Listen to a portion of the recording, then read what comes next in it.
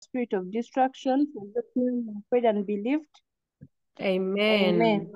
Thank you so much, Rona, for that wonderful prayer. So class, those of you who feel like you want to respond, you can respond in the chat and say amen. Otherwise, allow me welcome you to today's lesson. I am very delighted to have all of you here. And I believe that we are going to have an interesting lesson.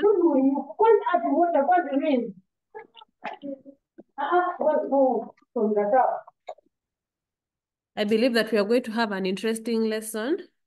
And maybe it was just to start from where we stopped last week. Last week we were looking at, we had started on a paper, and we looked at the fact that the paper has three items, in which section A has 2 items, the summary writing and comprehension, and then section B has one item, that is the writing, in which the writing can either be creative or functional. So we looked at summary writing, and I remember us looking at, we read a passage, and I had said that everyone was supposed to do that same passage and share in today's lesson. We are going to use like 10 minutes to just share what people have before I share what I have. Then after that, we go to the second item. So do we have anyone who was able to do do you have anyone who was able to do that particular item? In case you were able to do, kindly just put up your hand.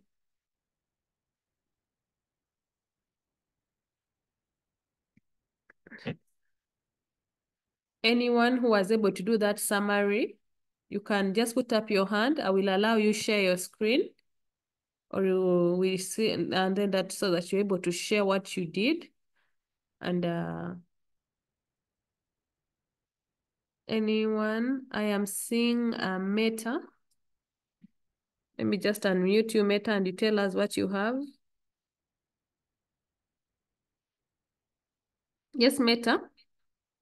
But Meta, I request that you use your name. Please use your name. Use your name. Mary.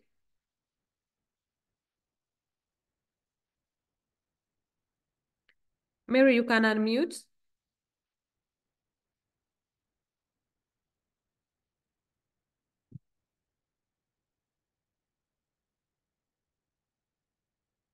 Mary, can you hear me?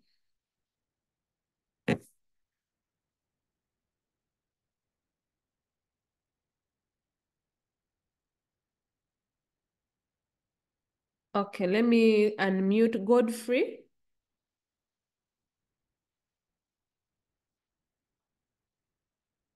Godfrey, you can unmute.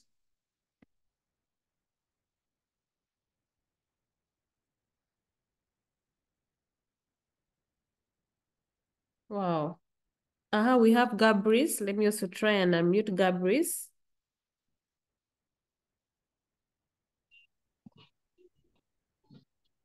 Gabrice, tell us something.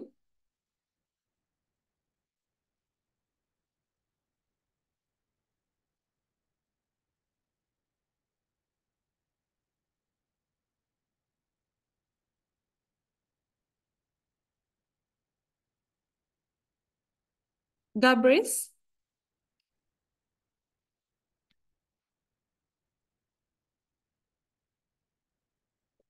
Joshua, kindly unmute. Either unmute, because I am trying to unmute you. You don't want to unmute yourself, but your hand is up.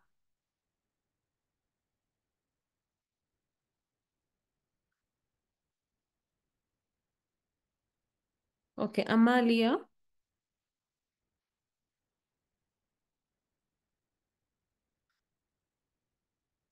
Amalia, you can unmute.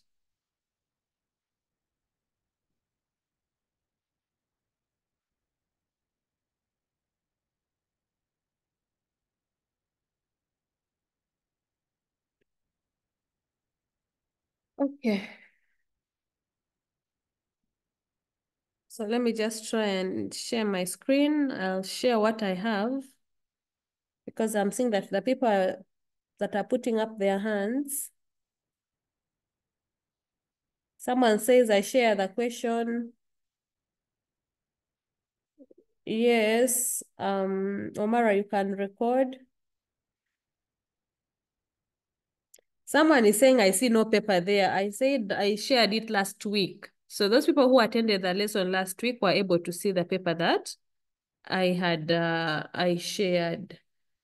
Okay, so kindly allow me just share my screen.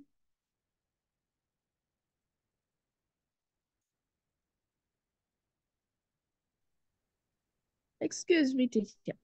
Yes. Chart of the ones that were not here last time. We will continue from where we stopped. You will just follow and see what we were able to do last week because we cannot really go back to what we Yeah. did last week. But maybe just to mention that we went through summary writing and we looked at a few things that involve summary writing and some of the things that you need to pay attention to when it comes to summary writing. Okay.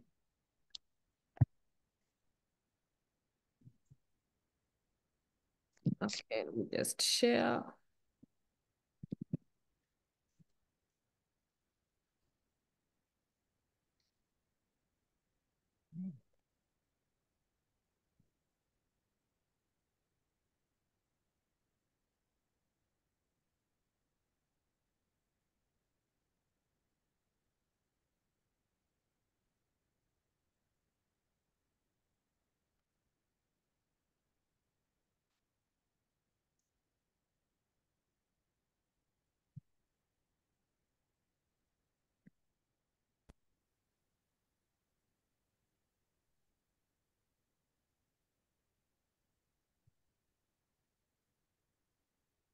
Okay, can you see my screen, class?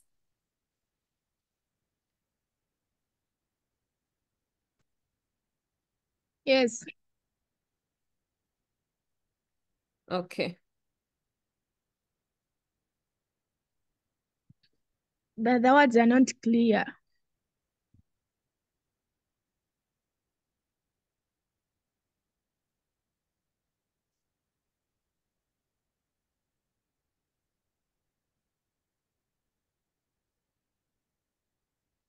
Farida, I am going to remove you from this class. I will not even hesitate to do that if you continue doing what you're doing. Take your manners somewhere else. Okay, so that is what we read last week. It's a summary passage. And we read that passage. And I had actually given you a task to summarize that passage and then share in today's lesson. But since most of you did not do that, actually not most, I am sure. Yes. Now I'm listening. Since most of you did not do the passage, I'm going to go through what I have, a few things that I was. So the question was, or the task was that many students in your school believe that play is a waste of time, especially to the candidates. So after reading the passage in about 120 words, explain to your classmates the importance of play. So anytime you see that, like I said last week, that it is important for you to first read the question and then read the task, then you go back to the passage. You go to the passage and read. So as you read, you are supposed to be looking out for the importance of play. So that is it. So our rough copy is there. So, and we said last week that a summary must have a rough copy and a fair copy. Yeah. Let's put this. So a summary must have a rough copy and a fair copy. So anytime you're doing a summary, you start with the rough copy, and the rough copy, be indented because anything that has to do with summary writing must be indented. It must be an indented paragraph, one paragraph which is indented. And we say that the title is a must. Whether you're writing the rough copy or the fair copy, the title must be there. So for this case, we are seeing that our title is our title there is the importance of play. And I will pick the hands later. Let me just finish. Then I will, after that, Richie, stop making my screen dirty. Stop it. So that is it. So the importance of play, and then that is how you develop your uh your your your your rough copy. Then after that you come to the fair copy. So I'm going to emphasize on the fair copy. Now this is what I came up with when we read the passage last week. For those of you who were around, we noticed that there were so many importances of play, and and we were able to pick out the importances of play. So, and we remember we said that there is a rule that when you're writing your summary, you must not use more than 2 commas in a sentence. You must not use more than 2 ands in a sentence. I hope we are together. So for instance, I have here that play helps children learn, understand their, maybe let me have someone read it instead of can have someone read it? Me. Yes, go ahead. Play helps children learn, understand about their bodies, abilities, and the world around them. It helps them build confidence and socialize. Play helps children heal, develop holistic skills that are vital to survive and thrive in this rapidly changing world. Children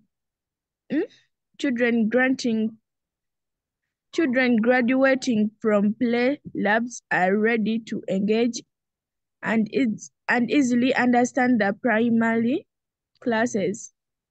Play-based learning engages parents in the educational process and builds relationships between the caregivers, the facilitators, and the children. Play narrows the learning gap and achieves equitable education. It also fosters resilience. Okay, thank you so much. That was Amali. So it also fosters resilience. Yes, so that is actually what was in the passage. I was just able to summarize what is in the passage, but this is how your fair copy is supposed to be phrased. This is how you're supposed to present it. So you have one indented paragraph without you indenting. So when you talk about someone who has not indented, let me just do this. Resilience. So so I don't know whether you're able to see that. That is what we call a block paragraph. So anytime you have such a paragraph, we deduct a mark. So if you have so many mistakes in your summary, at the end of it all, and as a teacher might end up deducting almost 6 scores from your summary, and it becomes a very big disadvantage to you as a person. So that's how you're supposed to indent, by leaving some space from the margin. So all these points are actually in the passage that we read last week. So when you go back to the passage, I know someone might tell me that they want to see the passage, but that is the passage. So when you talk about the passage, this is the passage.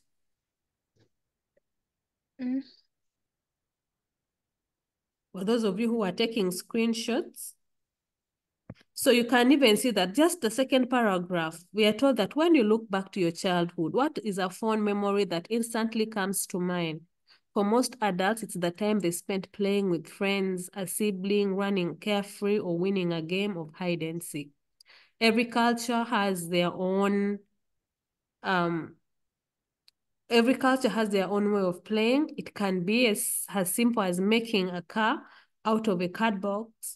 Belle, what are you doing? Stop it. It can be as simple as making a car out of a cardboard or clay. Letting children play is crucial because play is how children learn and understand about their bodies. This is already a point. Play is how children learn and understand their bodies, their abilities, and the world around them. It helps them build confidence and socialize. You see, how many points are here? We have 1, 2, 3, 4, 5, 6.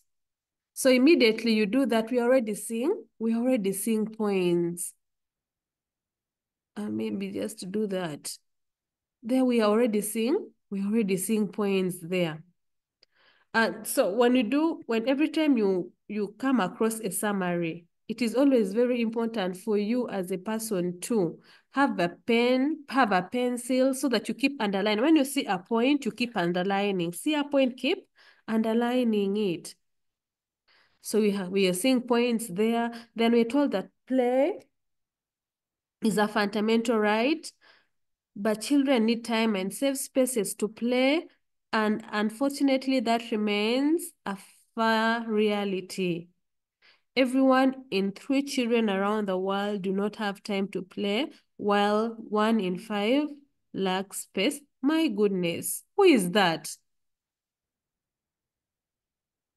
Jesus.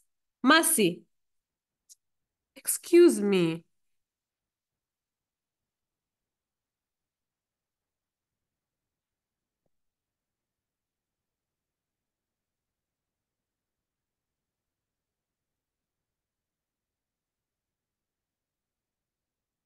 Mercy, shame on you.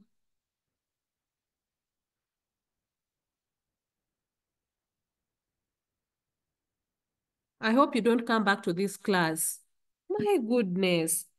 Why, how do such characters even...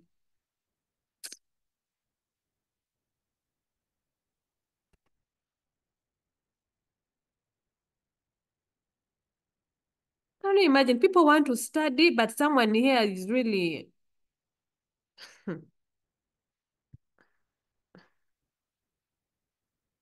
So as I was saying, I don't know whether you can still see my screen.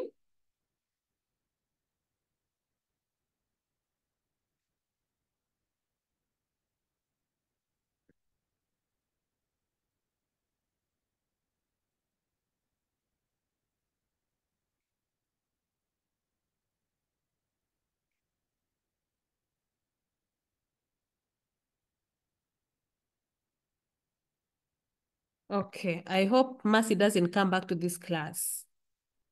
So as I was saying that it is important for you to keep underlining the points that you see. So in this second paragraph here, we are not seeing any importance of play. So we move on. And we are told that to integrate play, and I don't know whether if you have, Amalia, stop doing that. Banange. Are we going to study today with such characters here?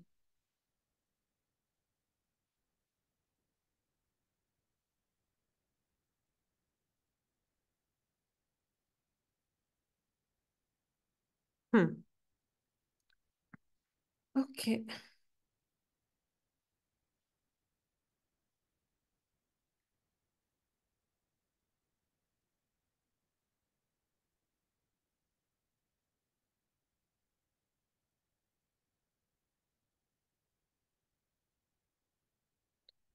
Okay, so I'm going to remove you anytime I see you misbehaving. I will actually just remove you. I don't have any kind words for you. So I was saying that anytime you do that, you go through a summary, it's important to keep noting the points that you're looking for. So we even have a point here like play helps children develop Holistic skills. Holistic skills. So, when you see holistic skills, I know whether you can see holistic skills, that is it. So like creativity, cognitive, and social emotional skills. So these are just examples of holistic skills. So anytime you do a summary, I remember telling you last week that we always eliminate examples. So here the point is play helps children develop holistic skills that are vital to survive and thrive in this rapidly changing world. So those are 3 points actually that help survive, holistic skills that are vital to survive. Those are that is 1 point. And then holistic skills that help thrive in this rapidly changing world. So always eliminate examples, because when you include examples, at times you have so many words because of repetition. So eliminate examples so that you have the points that are required.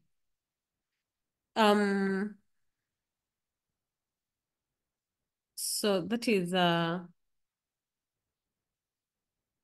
just do that.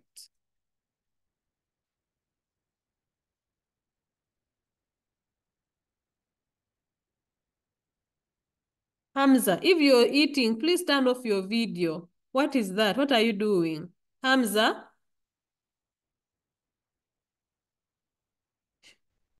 My, turn off your video. That is very bad manners.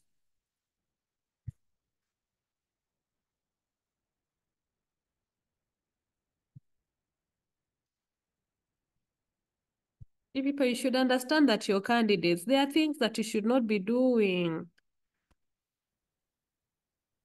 So that is it. So let me see. So that is how my summary is. I hopefully all of you will be able to continue with that, and you do that particular assignment. So maybe let me give an opportunity to those that have questions to ask before I move on to something else.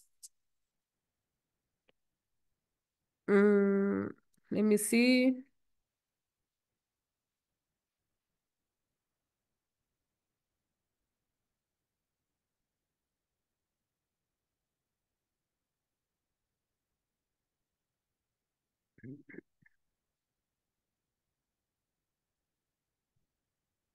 Yes, so thank you, Wilson. So Wilson says in the chat that "and" is used mostly when you're joining your last point. Very true. Thank you, Wilson.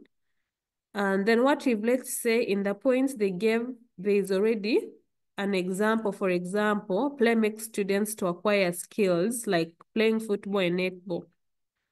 Yes, so if you have that, then eliminate like playing football and netball. Just say play helps students to acquire skills. Play helps children to relax their minds. Play helps students to interact with others, and play helps students know their hobbies. Yeah, that is okay, but eliminate examples.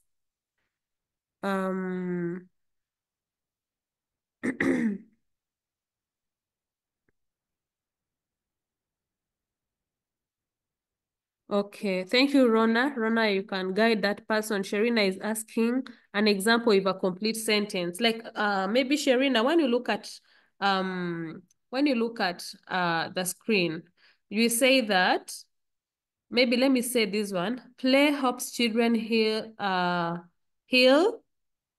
develop holistic skills that are vital to survive and thrive in this rapidly changing world.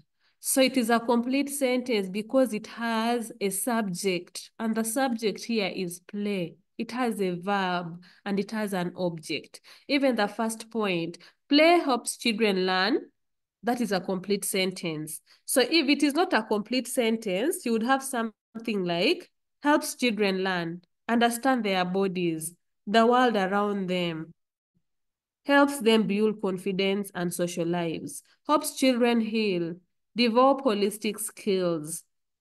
Then maybe something like fosters resilience. What is it that fosters resilience? So I don't know whether, Sharina, you get that. So that is a complete sentence. It must have a subject. What are you talking about?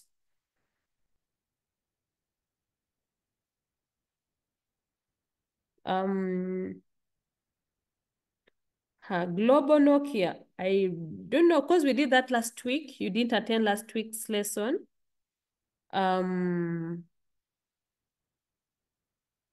What if I am to summarize two? Are they to be written in one paragraph? Yes. For example, when you have a question like the causes and the effects of bullying, the causes and effects of bullying. Infinix, stop it. So the causes and the effects of bullying, it should be in one paragraph where you have the causes, and then after that you go to the effects. But you don't have to give a subtitle by saying effects of bullying. No. After you have written your points, after you have written your points, like for instance, you have now the effects of, maybe your last point is, maybe one of the causes, or maybe bullying is also caused by negligence, maybe what causes bullying in school? Maybe causes bullying is caused by maybe peer pressure, full stop. Then you go to the effects immediately. Maybe you say that bullying can affect one's self-esteem, confidence, etc. Still, on the same paragraph, just put a full stop and continue with your effects. As a teacher, they will know that, okay, now this student is talking about the effects. So you don't have to give your subtitles. So comfort, I hope that is clear. Are we supposed to put a full stop on the title? No comfort, no iPhone, you're not supposed to do that. Teacher is in the subject supposed to be written once? No. Like not for here. For instance, we have play as a subject, but we have play, eat, play, eat. So you can play around with the pronoun, with the actual noun or the pronoun, it, she. If you're talking about maybe a girl, she. It's a boy, he, or the name of that person. Satukunda, I hope that is clear, that the subject is not supposed to be written once. Every sentence that you're writing must have a subject. For a subject to be complete, for a sentence to be complete, it must have a subject, a verb, and an object. Infinix, is it a must write the number of words? Yes. Rules of summary writing. Stephen, kindly look for someone that attended last week's lesson. Should the title start from the margin? The title should be at the middle. Guide me on how to write the title. So when it comes to the title, let's look at our scenario. Our scenario here is, after reading the passage in about 120 words, explain to your classmates the importance of play. So every time, back then, we used to say that whatever comes after summarize the importance of play is, maybe summarize, whatever comes after summarize, outline is what we take as the title. For example, this was maybe explain to your friend, or explain to your friend the effects of bullying.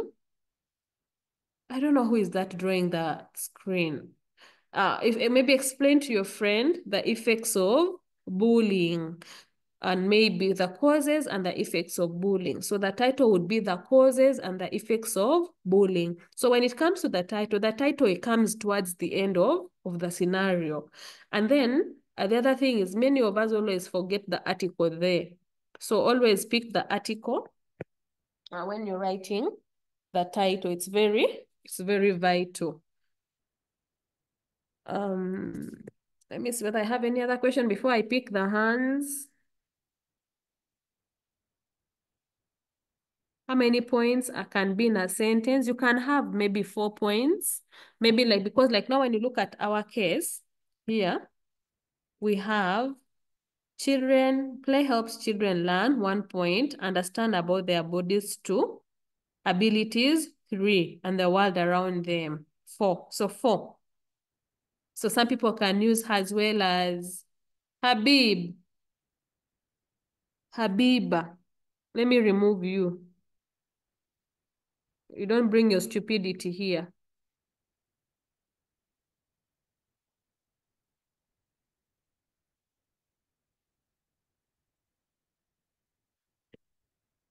Okay. That is it. Then let me look at, do we punctuate the title? Please, no.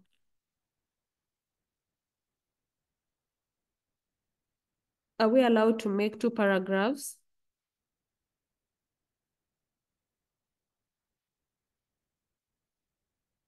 Yes, markers. Even if you get a summary requesting for both advantages and disadvantages, please use 1 paragraph. If you use 2 paragraphs, the examiner will only mark the first paragraph and ignore the second paragraph. Because we only use 1 indented paragraph. So please pay attention. Are we allowed to make free guy? I've just mentioned that now.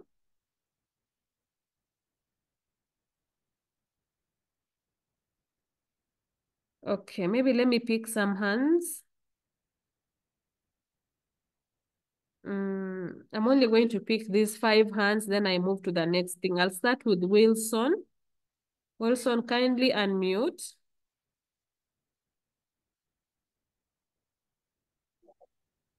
Good afternoon, madam. Good afternoon. Uh, Wilson, you're breaking.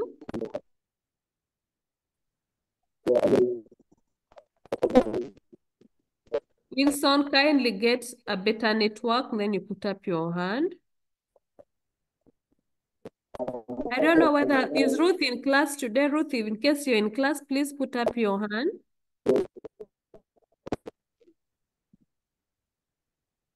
Wilson, you are breaking. Let me pick Queen. Wilson, you'll put up your hand later, and so when you get a good network. Queen,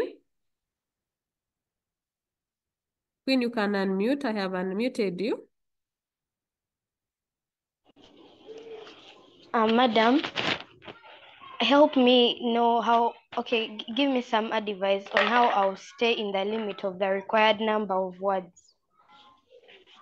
Okay, thank you so much, Queen. So for you to stay in the limit, Lynn, is first stick to the question. If the question is asking for the importances of play, only look at the importances of play. Avoid examples, listing. Some of you write a point, then you want to put the examples. So avoid examples and then unnecessary words. Some of you, furthermore, nevertheless, and to add on to that, in addition to that, that is not necessary. Just ensure that you have your complete sentences. Look for what the question is asking you to write about. Thank you so much. You're welcome. Let me have Imran. Imran, you can unmute. Yes. Good afternoon, ma'am. Good afternoon. My question is, when you're writing a title, aren't you supposed to start it from the margin? No, not really. Anyway, with the title, whether it is from the, whether you start it at the margin or you put it at the middle, there's no problem with that. As make sure you have the title. That is the most important thing. It is not like functional writing where we have to tell you your title has to be at the margin, maybe your title must be at the middle. No. Whether your title is at the margin, whether your title begins from the margin, it's okay. Whether it is in the middle, it is also fine. Manange, Mercy. Okay, thank you, madam.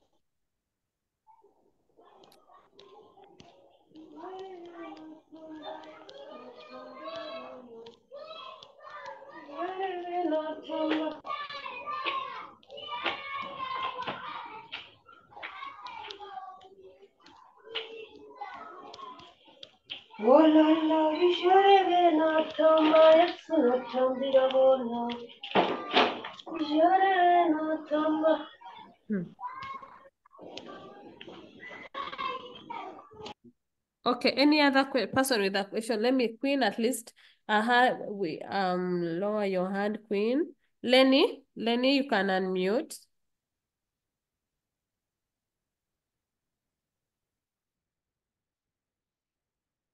Lenny, I've asked you to unmute. Kindly unmute.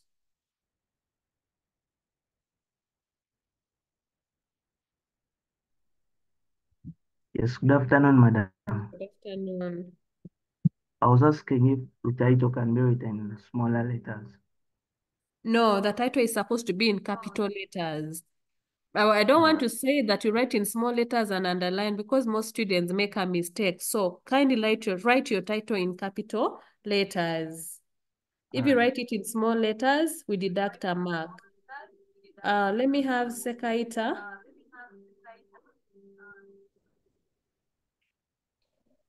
Yes, good afternoon, madam. Good afternoon. Madam, I want to know when last time they gave us the advantages and disadvantages. Now, when I first read the advantages, I want to know how do I twist to write the disadvantages. All I just list them. I put a full stop, I write. I put a full stop, I write. Okay. So, Sekaita, Emmanuel, maybe just to say that when you're given advantages and disadvantages, Madam.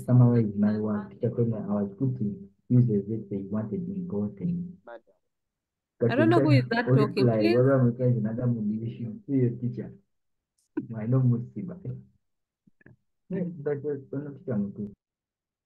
Okay, thank you. At least I've muted. So Emmanuel, what I was trying to say is when you see advantages and disadvantages, and it is in the same question, like for example, maybe tell your classmates the advantages and disadvantages of social media. Let me say that. The advantages and disadvantages of social media. You see, so it is in the same point, it is in the same question. Please don't separate your answer. Just use one indented paragraph to give the advantages. So start with advantages. Maybe social media has led to social capital, easier means of communication, etc. So if the last point that you want to give for social media is maybe that social media has promoted trade, full stop, something like that. I'm just giving an example, has promoted trade, full stop. Then now you can go to your disadvantages by saying that social media has limited interactions between people, maybe because you don't have to visit, I don't know. So immediately after your advantages, put a full stop and you continue with your disadvantages. An examiner will know that this student is now talking about the disadvantages, even without you going to the next line or the next paragraph. Because if you do that, I promise, okay, not I promise you, I am assuring you that the examiner will only mark the first paragraph and leave the other paragraph. So it means that you're only going to get the scores for the first paragraph with advantages, and you miss the scores on the disadvantages of social media. That is what I am still telling you. Yes, the title must be in capital letters. That is what I am actually saying. That is the same thing we tell our students and we have never regretted. So if your teachers are telling you to write it in small letters and underline, it is very tricky because when you're writing in your title in small letters, you're supposed to capitalize the initial words, capitalize the initial letters of important words. Sometimes students don't know how to do that. So we just advise students to write their titles in capital letters. So Emmanuel, I don't know whether I've answered your question. Yes, now teacher, there is no anything like writing however in No. addition and then you write the disadvantage. There is no need. Okay. You just put a full stop and you continue with your disadvantages. Social media has led to maybe brain drain. Maybe social media has led to brain drain, limited interaction, and maybe something. Then you continue like that. We will know that you're talking about the disadvantages of social media or the disadvantages of whatever you've been given. Okay, thank you very much, madam. You're welcome. Joshua, you can unmute.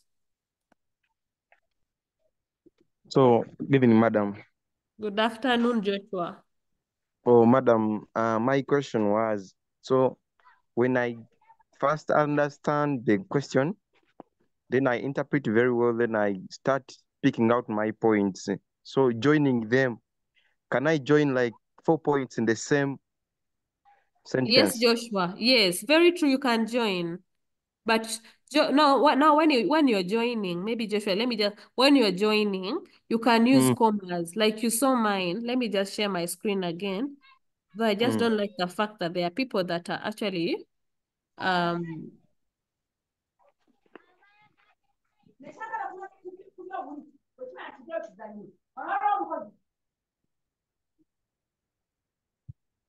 okay.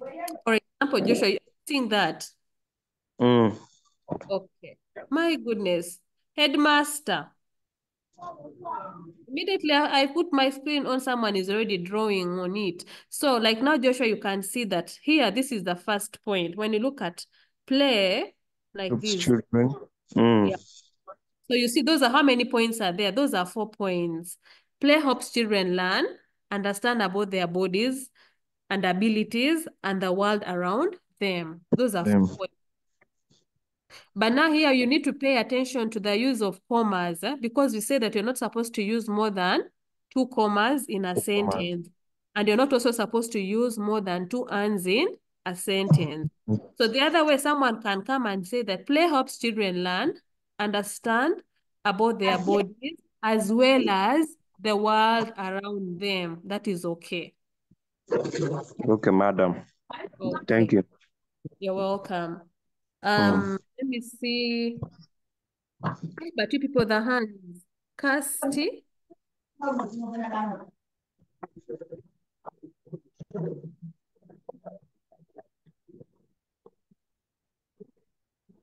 Someone's writing on the screen.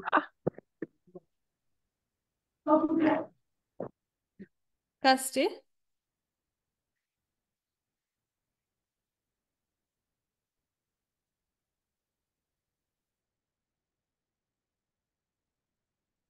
Casti, I have asked you to unmute. Let me ask you to unmute again. Yes, good afternoon, madam. Good afternoon. From my school, they were like, we should always stick on one subject, whereby the subject has to only start from the beginning of the sentence. And they were like, if you repeat the subject in any other sentence, you have loss of marks. No, I don't know what the others say. You can type in the chat what you think, but that is not actually true. I'm going to tell you that this is not true. The subject, you cannot only have the subject at the beginning. That is very dangerous. So it means that the other points that you have will be incomplete sentences. So for example, the passage we have read, it's about play. So the subject is play. And the play must be seen because you're talking about play and we're talking about you having incomplete sentences. So there's no way you can have complete sentences without having the subject. I don't know, Okay. maybe you need to go and your teachers need to clarify what they meant by that. So and then because Patricia is saying she was also told the same. At least I have Benjamin saying it's not true. Norris is also saying that's the same thing. I really don't know what your teachers meant. So at least someone is saying the subject is very crucial. You might at first use play, maybe then use it. Very true. So you can use play, then eat, it also, play also. So you can play around with play, eat. But ensure that every sentence must be a complete sentence. That is the difference. Why some schools perform better than the other schools. So it is because of that variance in whereby some schools have find that someone has incomplete sentences, and the moment you have incomplete sentences, they deduct a mark from almost every sentence. So that Okay, is thank you. thank you. So, but you need to actually really clarify. All right. Yes. Because even actually Nasha is also saying it's not true. The sentence must have object, subject, and a verb. But of course, the order is subject, verb, and object. Yes. And then someone, Ian says that I think the teachers meant that you use the like play at first, then eat subsequently. Yeah, play around with the pronoun and the and the actual subject itself. Can I start a capital letter after a full stop? Very true. Of course, every time after a full stop, you know that you're beginning a new sentence. So you start with a capital letter.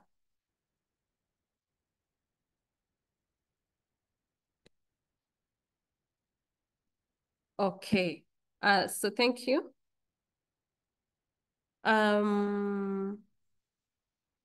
And then let me see, someone else was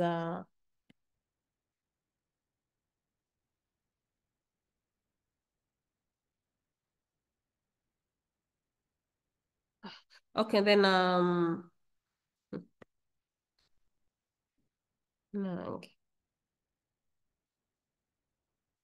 Let me see whether we have more people with their hands up. Manang. Ian, you can say something.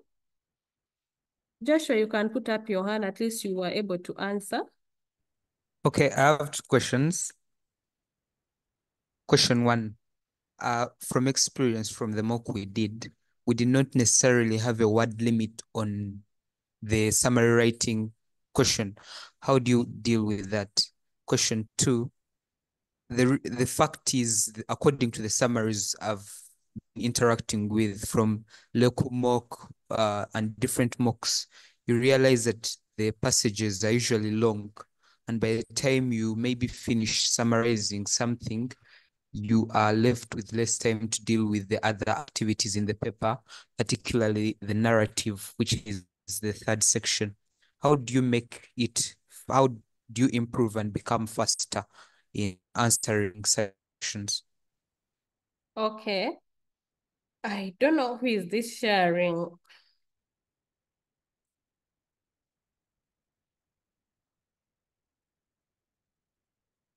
Just put you in waiting room and we wait from there. Okay, so Ian, thank you so much. So I think you not having a word limit in the mock paper was a mistake. Okay, so Ian, when you notice there are so many mock papers that have been that are running all over social media, but some of those mock papers you need to be very careful because some of those mock papers were not set appropriately. And at least a word limit must always be there because at times when you don't give students word limits, they write too much and at the end of it all, they end up repeating themselves. So I think that was a mistake. I don't know who is this sharing the whiteboard. Manange. So it was a mistake. I think I can say that.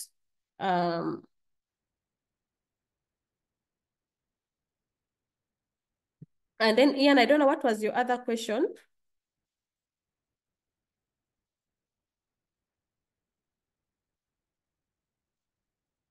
Ian, what was your other question?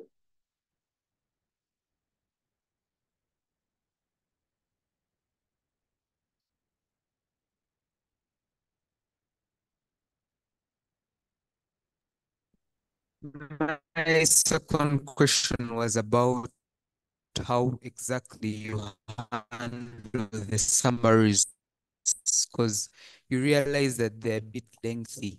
And by the time you finish summarizing, you're left with very little time that you're supposed to Oh, use to even answer a narrative question. So my question okay. is, how do I become faster? Particularly, Okay. is So there a thank you, Ian. strategy to efficiently? Okay, I think so when you get lengthy, but I promise you that UNEB will not be that lengthy. It is not meant to be very lengthy, but of course, sometimes teachers also make mistakes, but UNEB is not that lengthy. So, but even if in case you get a lengthy paragraph, have your pencil or your pen so that when you're reading, you keep underlining the points that you're looking for. Then after that, you write your rough copy and then the fair copy immediately so that you don't waste. Mercy, please stop doing that. Mercy, I don't know what you ate today because the way you've been misbehaving, I'm not understanding you. Whatever you ate for lunch, please forgive us. We did not really wish that you ate whatever. We did not want you to eat whatever you ate for you to disturb us like this during the lesson. Okay, so I think, yeah, that is it. You need to always mark your points as you read. First read the task or the scenario that you've been given. Then after that, you go to the passage, noting the points that you want. So if you feel like your time is really going and you're not getting enough time, you can first copy some of the points that you have got in your fair copy, have it in the rough copy, then do your fair copy. You can leave some space, and then so that you can add other points when you get time to go back to the passage. I think that is what I can say. Another question. Let me have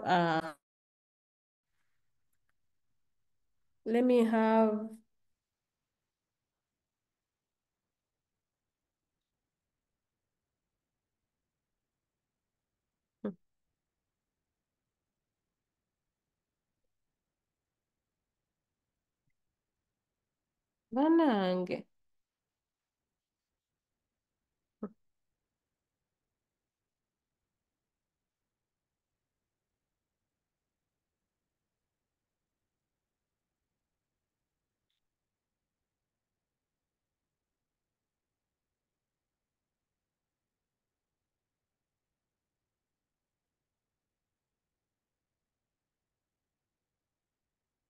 I don't know what to do.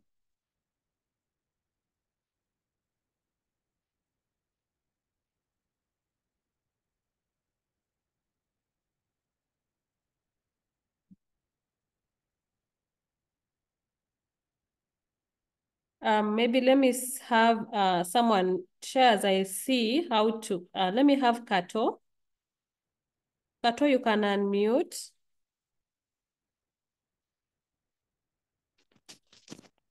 Madam, for me, my question is, I'm requesting to enlighten on the subject, how to introduce the subject, because there are times some mock body which gave us half marks for not introducing the subject very well, and I didn't know. I didn't.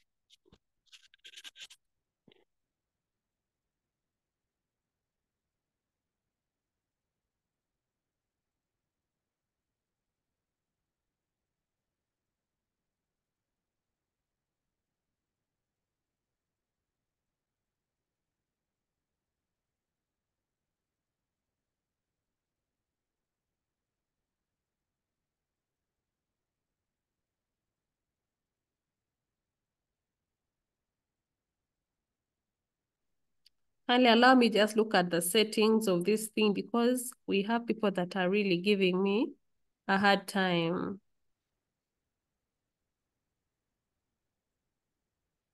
Just close the whiteboard.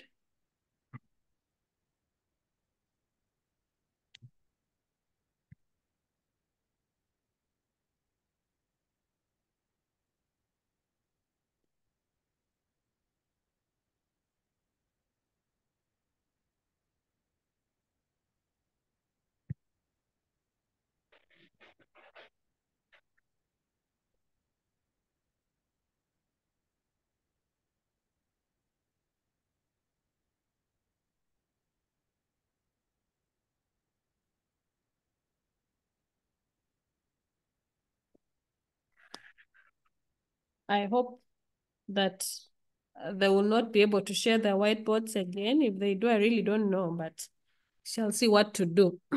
Okay, someone was asking a question. Kindly, Kato, I didn't get your question very well. I was asking that I was requesting to enlighten on how to introduce the subject in the first sentence, because there is a certain mock body that when we introduced, but the way they marked it's like they needed another way of introducing the subject. But in the first sentence, how should we modify?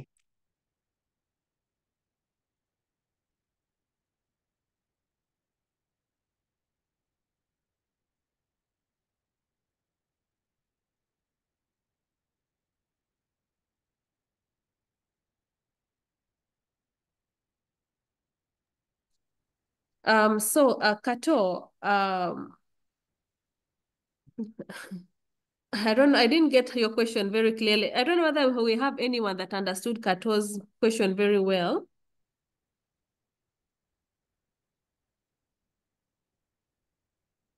Kato, I'm very sorry, but please phrase your question in very simple terms, please. Okay, how should I Uh-huh. introduce the subject in the first sentence? In the first sentence, oh, no, you don't have to introduce the subject.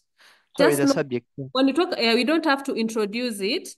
So, for example, when you talk about the first sentence, we always say that the first sentence must have the topic sentence. So, for example, now when you look at what we were talking about, let me just share. Nange, people, please don't disturb my screen. Maybe I'm so disappointed in you people. I think next week I'll ask Mr. Kazeba to look for another teacher because you people have disturbed me a lot and I've been very patient. So like, for example, Kato, when you look at this, we have that the play helps children learn. So here the topic sentence is play. And the topic is play, and we already have the subject there. You don't have to introduce the subject. Just start your sentence with the topic that you're going to talk about. For example, it was advantages of social media. You just start by saying social media enables people interact maybe effectively. If it was maybe you're looking at bullying, bullying is caused by maybe social standards, I don't know what, or something like that, or peer pressure. Maybe bullying is caused by peer pressure, dash, dash, dash, and all that. So that is how you're supposed to start your sentences. You don't have to introduce anything. Kato, I don't know whether Okay, I I've got been it. able to answer. Yeah. Okay. Splash. Yes, good afternoon, madam. Good afternoon. In my school, they tell us that like if you're writing like advantage and disadvantage, you have to put a transaction word between them. Mm-mm. So I I don't. don't know. A transactional, like for example, however, what. Yes, those ones. Yes, but still you don't get any mark for that transactional word. Actually, it just increases on the number of words that you will have at the end of it all, but you don't get any mark for it. Whether you put it or you don't put it, it's still very okay. Some people would put, however, the disadvantages of what, no. Just put a full stop and continue with your disadvantages. But if you want to put the transactional word, it is okay, but you don't get any mark for that transactional word. So it just increases on the number of words instead. Any other, let me have, I don't know whether it's Moonji or Manji or, yes. Manji, you can unmute. I've asked you to unmute. If you're not there, we can have Norris. Norris, you can unmute. Norris, I have asked you to unmute. Let me have Lenny.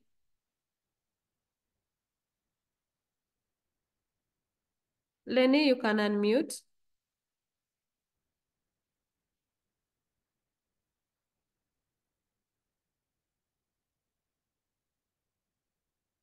Wheezy.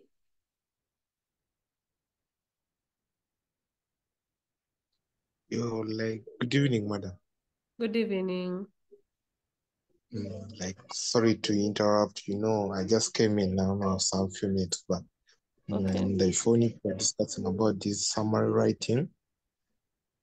So for me, I've been having problem with summary writing. I was asking, how many commas are you supposed to put in your sentence? Okay, maybe to first answer that, Wheezy, you're only supposed to have 2 commas in a sentence, only 2. The moment you have more than 2, the other point is not marked.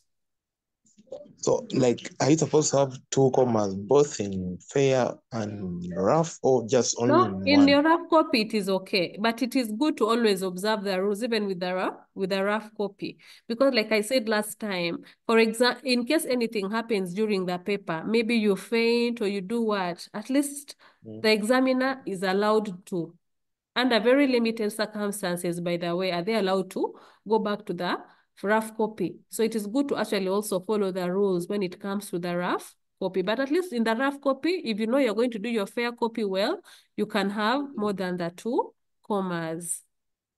Okay, thank you, thank you. You're welcome. Jonathan?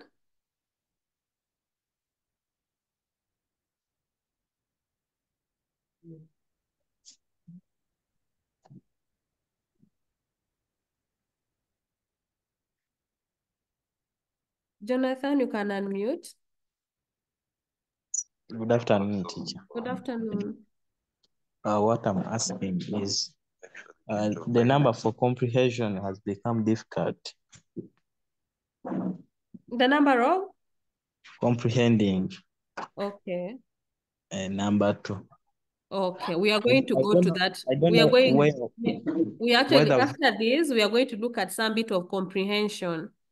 Okay, teacher. Okay. Let me have Neish. I'm going to end, I'm going to end with Denise. Good afternoon, madam. Good afternoon, Neish. Like, are we given limits on the number of words made by the title?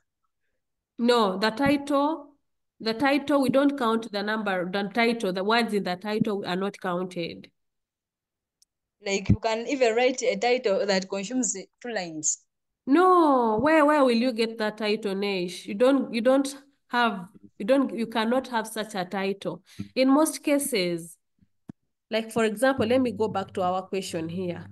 After reading the passage, in about 120 words, explain to your classmates the importance of play. So the title here is the importance of play. Someone might maybe ask you again to explain to your parents the effects of social media. So the title is the effects of social media. So in most cases, actually titles only have like 4 words. The importance of play, the effects of these, the advantages and disadvantages of these. Neish, I hope I've answered your question. Thank you, madam. Madam, another question. Yes. Madam, like when writing a summary, yes, can I use my own words? But when No. I'm putting the question. No, don't use your own words. Kindly stick to extraction. Actually, there's something about summary writing. It's all about extraction, and you're extracting from the original passage. So don't use your own words. Use what is in the passage. All right. Okay. Thank you, madam. You're welcome. Blessing.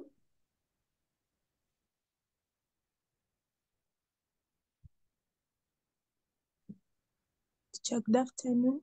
Good afternoon. I was asking, like, for a question asking, for example, the effects of alcohol. Can you be like, the effects of alcohol include? Don't list. Because when you say include, you list. Unless when you say maybe the effects of alcohol include liver cirrhosis, maybe family school dropouts, maybe violence, maybe, okay, maybe for example, you say the effects of alcohol include maybe lung diseases, school dropout, violence. How many commas? And maybe violence. I think that is okay, but you don't put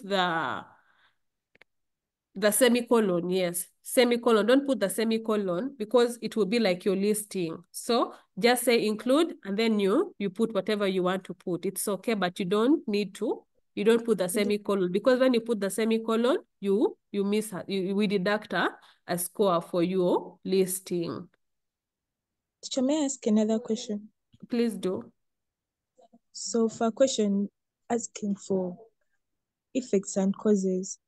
Mm. After down the effects, how do you connect to the causes?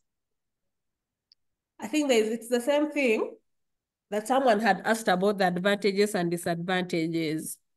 So when you do that, you first write your causes, then after write your effects, but in the same paragraph, and you don't need to connect. Those are two different things. So after the last point of the causes, you just put a full stop and then write your effects. Like for example, now you're dealing at effects of alcohol, full stop, causes of maybe causes of alcohol. Maybe the last point is alcohol is caused by peer pressure, full stop. Then now you want to start your effects. Then you can also just start and say that alcohol affects maybe the neural system,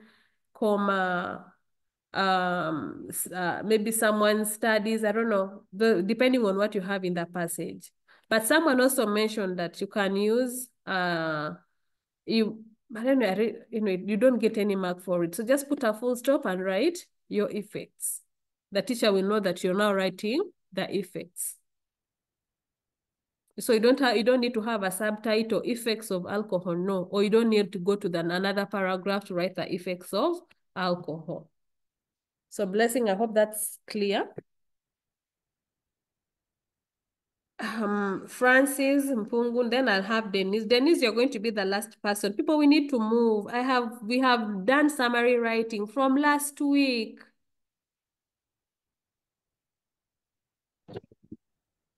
Good afternoon, teacher. Good afternoon. Teacher, my first question is, so you said my teacher is wrong about telling us that you can use two paragraphs for two different subjects.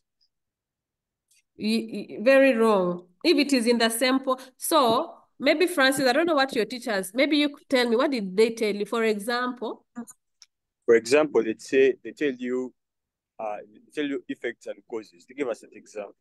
Yeah. So now you first write the causes, then afterwards you write another paragraph of effects. No, please don't do that. If you do that, the examiner will only mark the first paragraph and leave the second paragraph.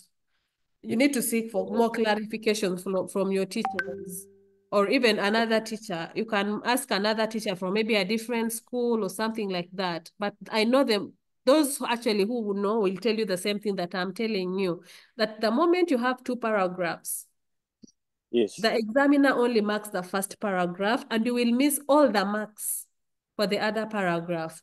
The only time you're supposed to have two paragraphs is, for example, the question is, write or maybe tell your friends the effects, or maybe tell your friends, A, the effects of alcohol, B, the causes of alcohol. You see, that is when yes, you're supposed to have two paragraphs. But if it is in one question or one task, you're only supposed to have one paragraph. Thank you, Francis. Any other question? Yes, teacher. One more question.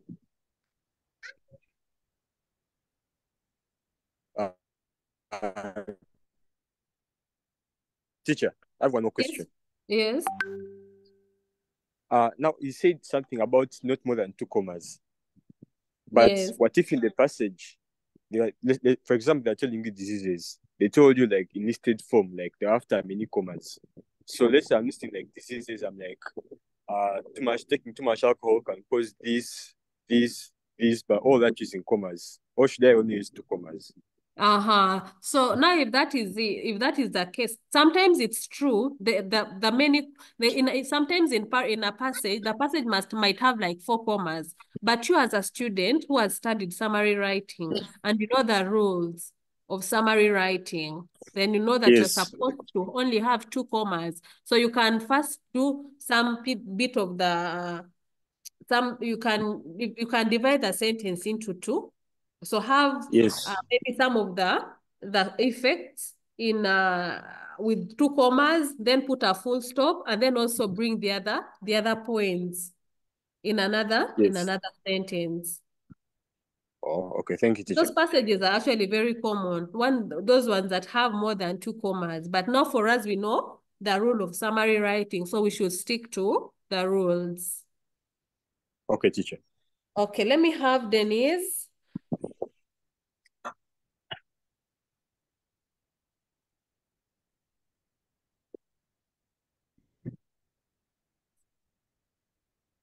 Okay. Denise. Okay, Mr. Bones. Mr. Bones. I think Denise has put her hand down. Let me have Gloria. Gloria, you can unmute.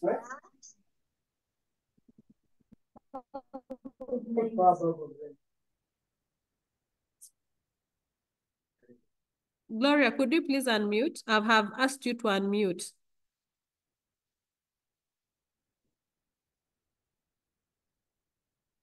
Denise, I've asked you to unmute. Kindly unmute and ask your question.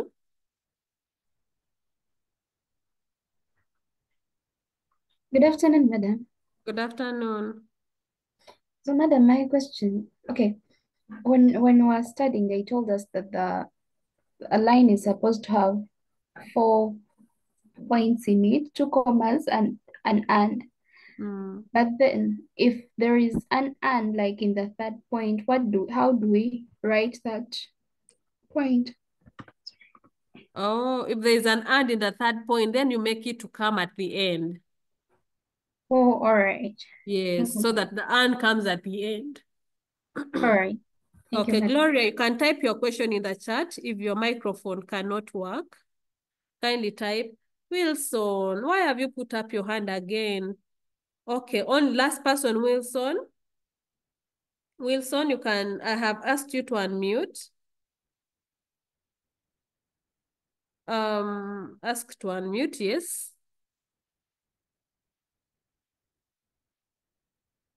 Yes, Wilson. Okay, madam, good afternoon. Good afternoon. Yeah, actually, my problem is not big, but then I'm asking, for example, if we are told a summary, and maybe like you have told us, maybe using maybe 120 words. Yes. Is it advisable if I exceed by 5 words? Yes, it is okay. So for example, the question is asking that in about 120, it's okay, you can exceed by 5 or you can have 115 or even less. Like when you look at mine, I had 98 words, but the question is asking, or the task is asking, that we do it in about 120 words. So if you can have all your points with 110, 90, ensure that you have extracted all the points, and it is okay to exceed by 5 words. That is very okay. So Benjamin, I hope that is answered. I don't know whether the questions that these people have are, I don't want to really cut anyone out or to leave anyone out. Can I use as well as in the sentence? Daniela, it is very okay.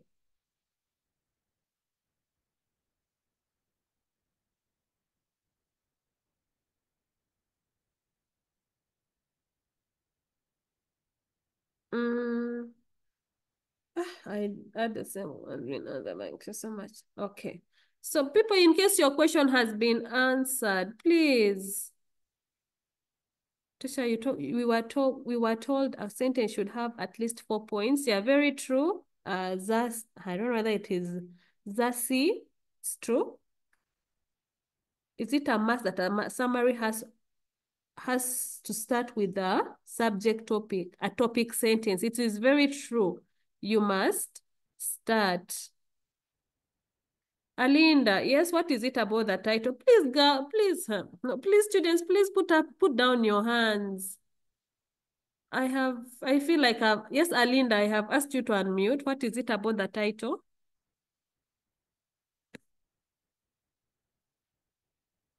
Alinda, please unmute.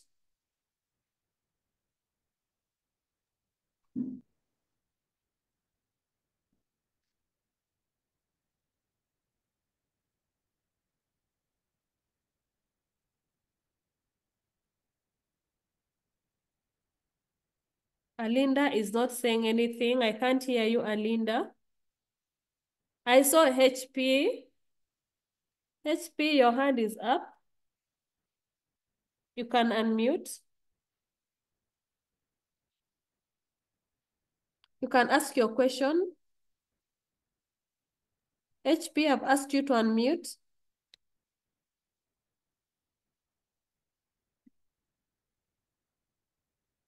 Alinda, maybe you can type your question in the chat and I'll answer it from there. Then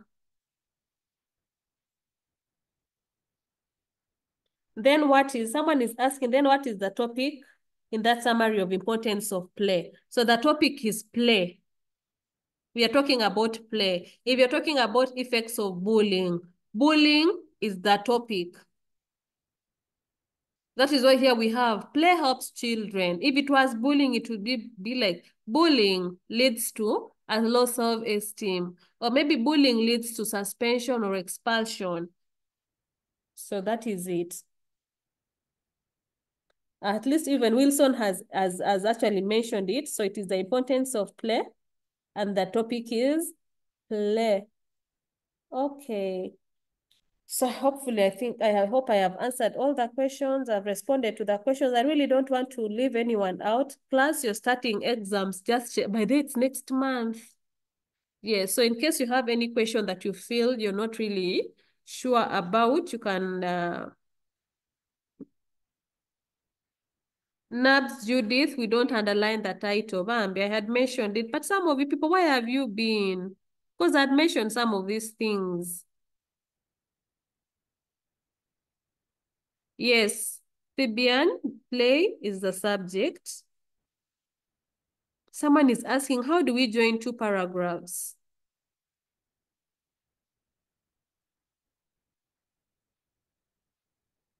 I mean, when we are having advantages and disadvantages. So after you're writing your advantages, please put a full stop and go direct to writing your disadvantages. That is how you join your paragraphs. I think to answer that in simple terms. So when it comes to comprehension, let us read this passage. I'm going to ask someone to read. I'll ask two people to read. Let me see. Let me just try to enlarge to increase the font.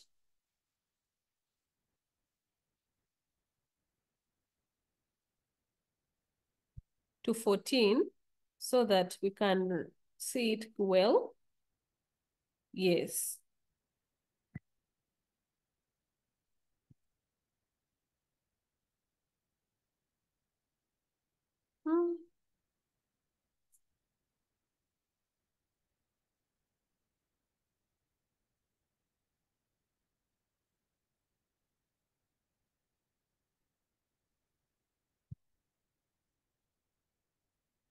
Okay. So I think this is the reason why I wanted this work to be in Word so that I can easily edit accordingly. So, but maybe before we read, when it comes to comprehension, so what we have now is the comprehension passage either carries 5 or 6 scores, depending.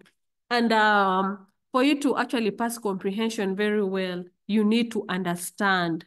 I repeat, you need to understand the passage class. If you're able to understand the passage, and sometimes passages can be hard to understand, but you can read the passage like twice, read it twice, maybe then go through the scan or is it called skimming? Skim through the through the tasks or the items that you have, then you go back to the passage. So read it like 3 times for you to really fully understand the passage, so that when you're answering the passage, you don't have to lift words. They're exactly like they're in the passage. You paraphrase or use your own words to answer the questions that you have been given. That is what we call paraphrasing. Then the other thing with the passage is that it is important for us to take note of the way we are supposed to respond to questions that are asking about feelings, questions that are asking about lessons, questions that ask about our opinion, and then questions that ask about solutions. What can you do as a person? So those are the major questions that we see when it comes to passages like we are going to see in this passage. So maybe let me have, I don't know whether we have people's hands. My Jesus, I have like 7 people. So we can have everyone reading at least two paragraphs. Only read 2 paragraphs. Then, let me start with thank you. Thank you, Rona. Please, people, don't. I have so many hands up, and I'm actually going to pick some of the people that have not said anything during the lesson. Thank you. I have asked you to unmute. You can read the first paragraph. Second 2 paragraphs, sorry. Okay, thank you, teacher. Cecilia Barbara Atim Ogwal, one of Uganda's longest serving female legislators, passed away on 18 January 2024 at the age of 77. Ogwal was regarded as a trailblazer, one of the strongest, most charismatic women leaders in the opposition, and a staunch defender of multi-party democracy and human rights. Known for her toughness, she was unafraid to stand up to male leaders in the ruling party and even within her own party. Hence, she came to be known as the Iron Lady in Uganda. Hey, thank you so much. Thank you. Let me have Rona next.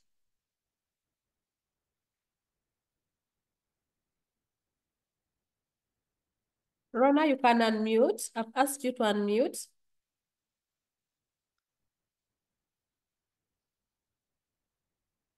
Rona?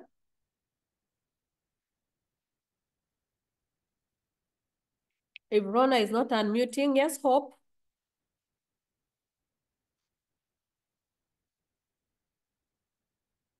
Hope you can read. Okay. Having studied gender and politics in Uganda for almost 3 decades, I followed her career as she became one of the strongest parliamentarians and a mentor to younger female politicians.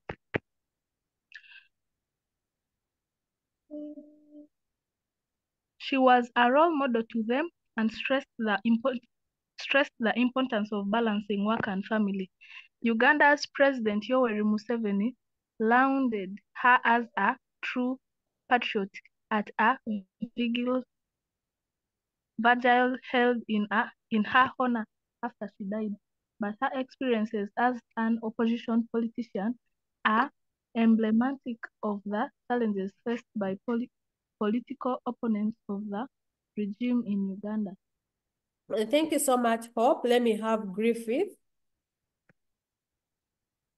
Griffith, I've asked you to unmute.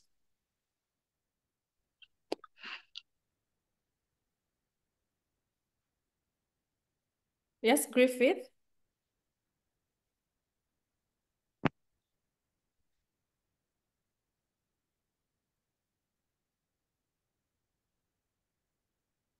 Bridget.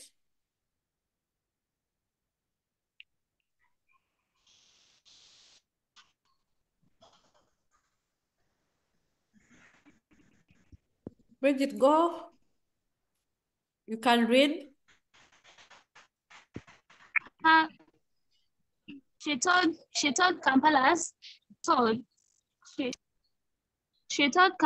The Observer newspaper in 2014 that she had survived 12 attempts on the life.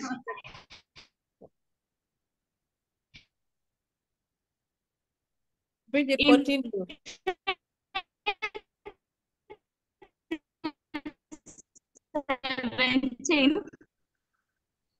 She alleged that beat her security operatives missed the lifting of the constitution's president.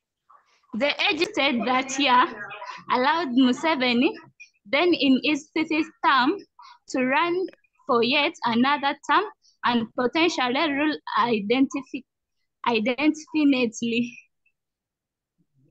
indefinitely. Indefinitely. Ogwa was the first girl to participate in a mathematics contest sponsored by the Verona Fathers congregation in the early 1960s. Thank you so much, Bridget. Let me have Atrobit.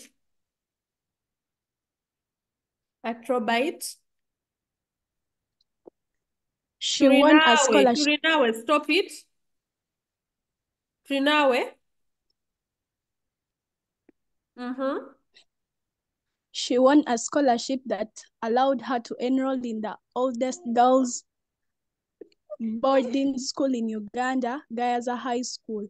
She was one of the first Catholics admitted to Gayaza. Even her father was initially against her attending the institution, which had been established by the Anglican Church of England.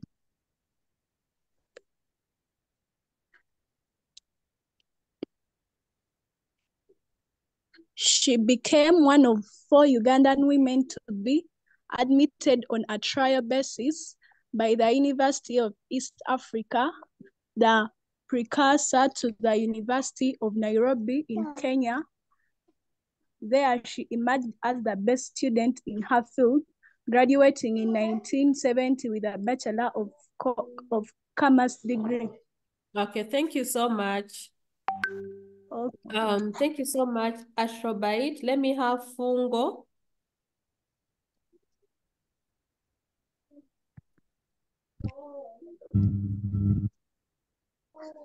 Yes, Fungo. Her extraordinary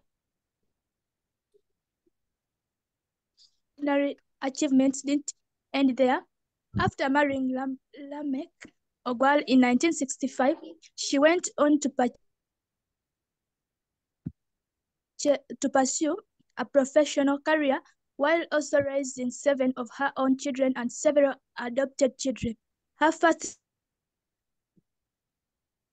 job in 1979 included the position of liaison officer at the Uganda Embassy.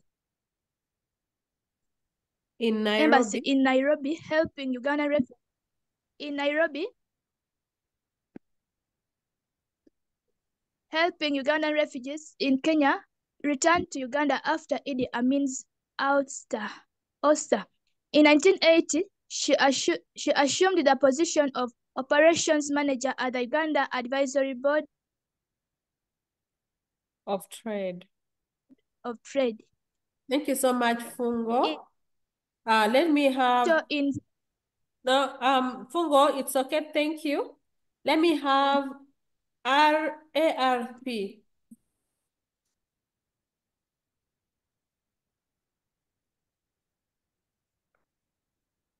Yes, ARP, you can unmute.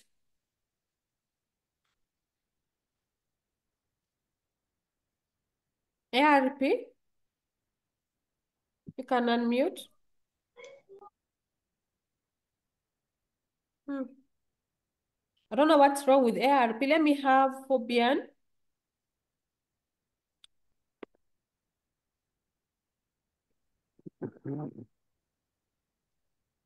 In 1982, she was instrumental in founding the Housing Finance Bank, which is still in existence, and she chaired the board of Uganda Development Bank from 1981 to 1986. But it wasn't until she entered politics that her assertiveness and distinctive voice earned her the moniker Iron Lady. Thank you so much, Fabian. Let me have Manji.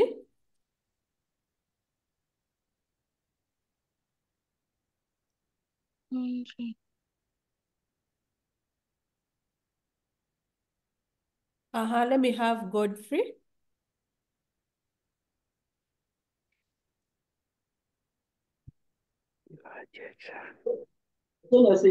Okay, madam, which paragraph are we on? Ogwal first entered. Ogwan first entered political leadership in the early 1980s. She served as the acting Secretary General of the Uganda People's Congress from 1985 to 1992. She participated in the Constituency Assembly that promulgated the 1995 Constitution. Ogwan's parliamentary journey began in 1996 when she represented the Lila municipality 1996 to 2005. She was also Uganda's representative to the African Union Pan-African Parliament. In 2011, she was elected as the women's representative for Dokolo district for the Forum for Democratic Change. Okay, thank you so much, Godfrey. Let's go to Griffith.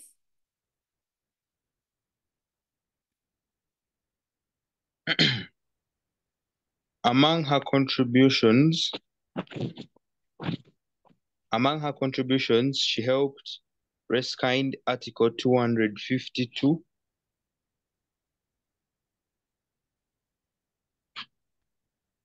Among her contributions, she helped rescind Article 252 from the 1995 Constitution, which banned multi-party politics.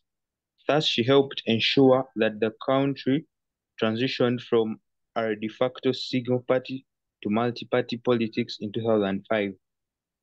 In November 2003, after the government had launched a massive military offensive against the Lord Resistance Army rebels in northern Uganda, Ogwal Alangi from the affected area walked out on the president in parliament demanding that he find a solution to the conflict, even if it meant seeking international assistance. Okay, thank you so much, Griffith.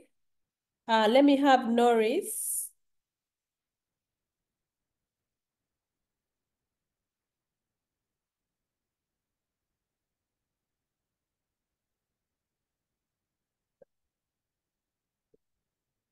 Norris?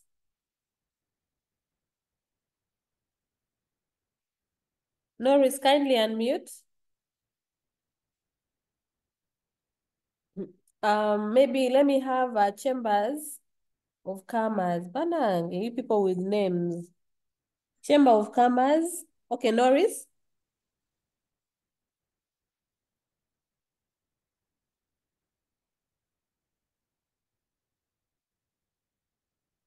Chamber of Commerce.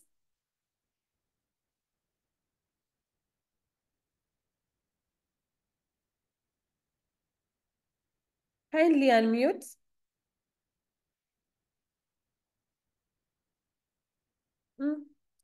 Let me see. Chibuka SS. Chibuka, kindly unmute.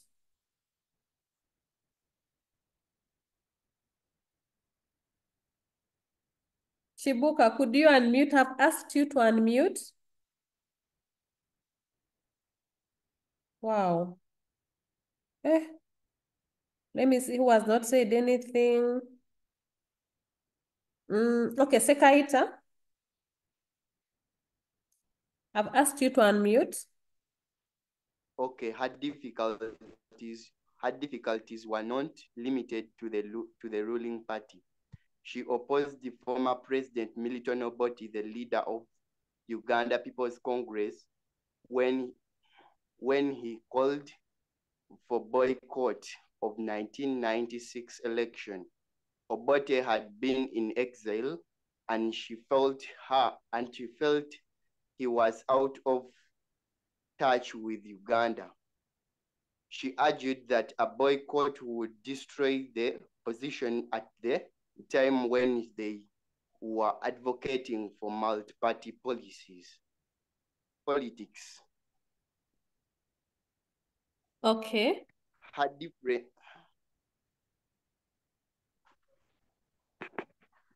difference with the Uganda People's Congress top leadership came to the head of the early 20s. And and she was expelled from the party. Ogwal then joined the leading opposition party at the time, the Forum for Democratic Change, and ran to the Dokolo Woman MP seat when she helped for 2011 until the death. In her tribute to Ogwala at a special session of Parliament, Speaker of the House Anita Amang described this woman. He had once served as the opposition chief whip as an affirming force between the opposition and the government in parliament. She called the mediating rule. Okay, thank you so much. Thank you, Emmanuel. Let me have another person who has not said anything. Right, Barry? I've asked you to unmute. Okay. She recalled the mediating role Ogwal had played at the key political moments, such as when she brought the two contenders together following the 2021 speaker election. On more than one occasion, she stepped in and helped feuding legislators to bury the differences. For this, she gained enormous respect from legislators on all sides and even had her own reserved seat in the assembly. Quotes, when she speaks, everybody keeps quiet. When the speaker added, quotes, that is the Cecilia Ogwal we have lost. Okay. Thank you so much. Wanange, Gaza Queen. Gaza Queen. People, I don't know. I don't want to really be rude to anyone, but the way you have treated me today, that is not how you repay someone for doing good. At least, if you don't want to be in this lesson, at least you can just leave and leave those who want to be here. For sure. Now, what are you doing? You as a person, you think you're doing something good? Okay, thank you so much to the readers for reading eloquently. So though that is our passage, we're supposed to read this passage like 3 times, but we don't have much time. So we are going to go through the questions very fast. My emphasis is on how we are supposed to handle the questions.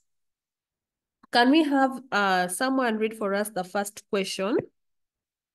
You read the first question and you give us read the first question and you give us you want someone to read and give us the answer.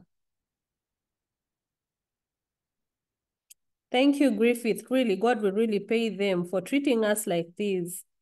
I think, but I'm actually sure, I think it is like someone is just having the phone for the first time. Seems they have never had, owned a phone in their life, and it's the first time they're getting the phone and they're very excited. Please, I hope the excitement ends in today's lesson because that is being very disrespectful. Okay, let me see. I saw people's hands up. Griffith, you can read and give us the answer. I've asked you to unmute. Okay, teacher. So, what we do and say determines how people perceive us. Why did the president refer to Cecilia Ogwal as a true patriot?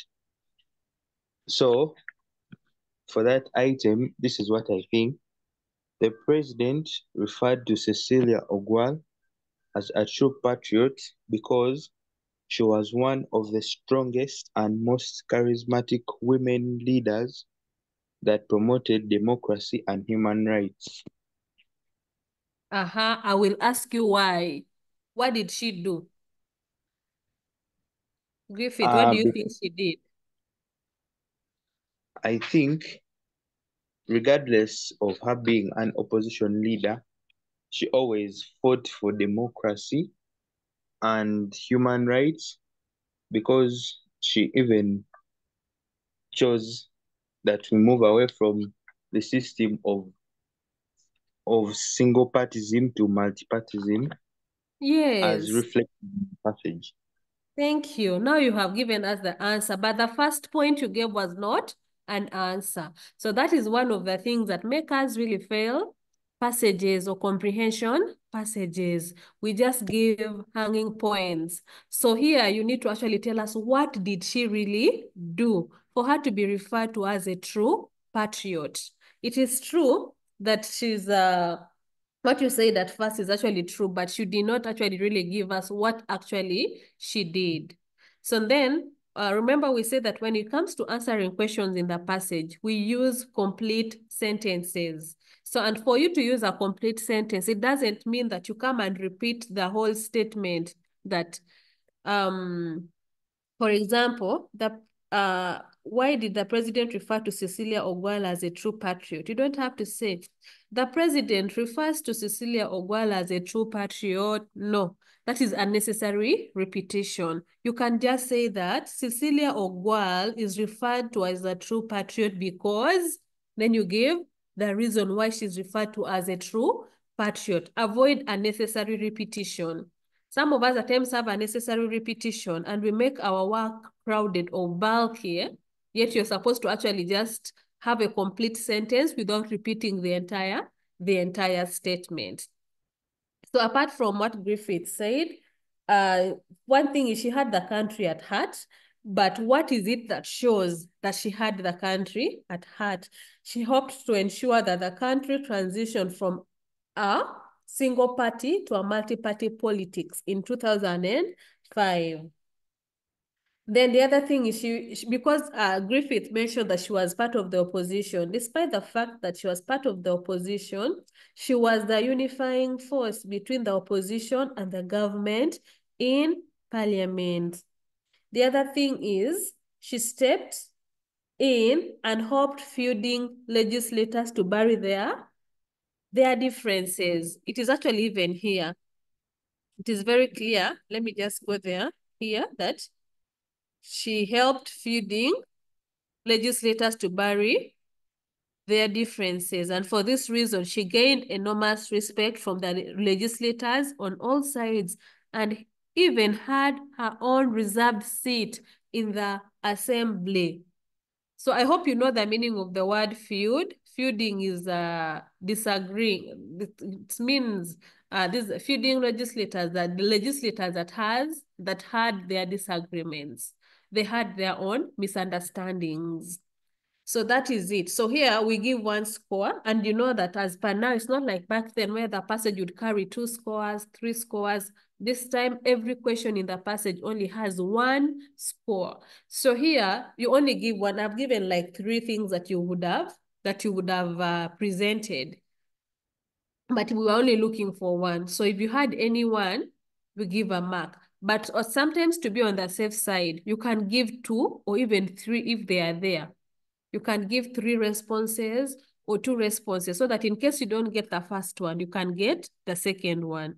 We will mark everything, but you don't also have to write a lot. Pick what you feel is really necessary and you write. The questions will come. If in case you have a question, just keep it. I know we have like 5 minutes. I don't know how we are going to do it, but I might have to extend a little so that we finish this passage. The next week, we'll look at writing. We shall look at functional writing and creative writing. Can someone read the second one? Let me first stop sharing because the screen is actually very dirty.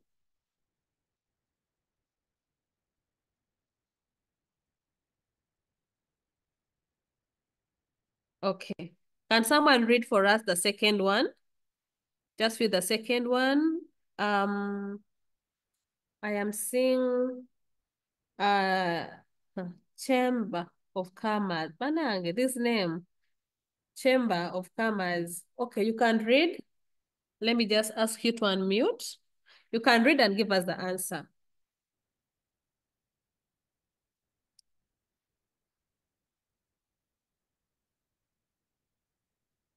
Yes?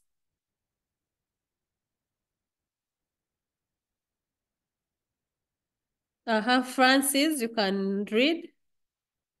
I've asked you to unmute. Teacher, the question is, when she speaks, everybody keeps quiet. The speaker added, rewrite the sentence in reported speech. And now the answer is, the speaker added that when she spoke, everybody kept quiet. Okay, thank you so much. That is actually it, Francis. So this is how you are supposed to write it. Let me see whether I can write.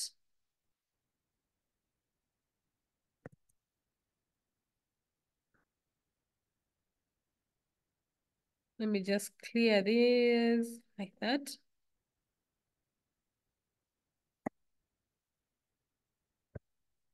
When she spoke, everyone. Well, okay. The speaker added that when she spoke,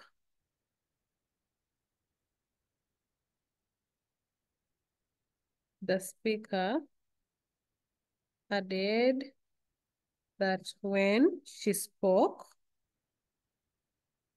comma, everyone kept quiet. So pay attention to tense. I know that in your schools, you have looked at direct and indirect speech. So when you are changing something from direct speech, of course you use the past tense because you are reporting something that had already been said. So that is why we had that the speaker added that when she speaks, everyone keeps quiet. So everyone kept quiet. Someone might say that the speaker added that when she speaks, everyone keeps quiet. No, so you need to change the tense and it has to be in the past tense because you're reporting something that happened in the past. So don't forget the comma. The comma is supposed to be there. So then we have this here. Can someone read and then you give us the response? Anyone? I can't see anybody's hand up. Just put up your hand.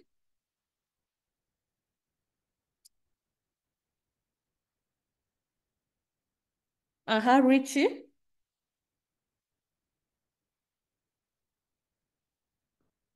We have Richie, yes.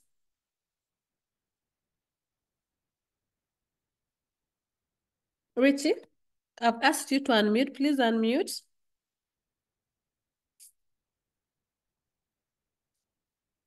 Richie, could you Kazungu?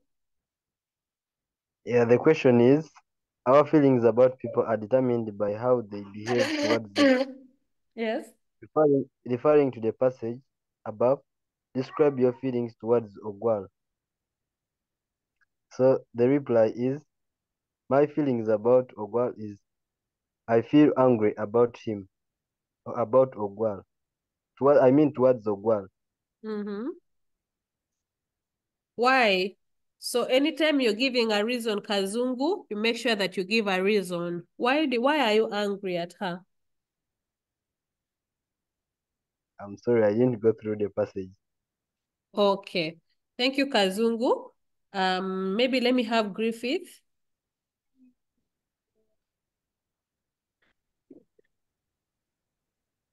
Okay. Griffith? Yes. So the question says, our feelings about people are determined by how they behave towards us. Referring to the passage above, describe how you feel towards Ogwal. And my response is, I am saddened by the passing of a female national hero who uplifted and gave courage to the female gender that they could also be better than the superior males. Okay. Thank you. You are saddened because she passed on. Okay, Yes. thank you so much, Griffith. Let me have another person is here we have Hobian.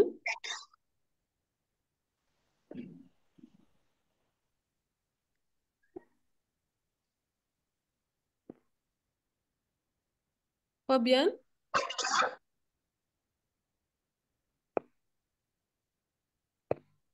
Or Richie? Richie, go ahead. Yes. Me, I feel saddened for the woman MP. Why?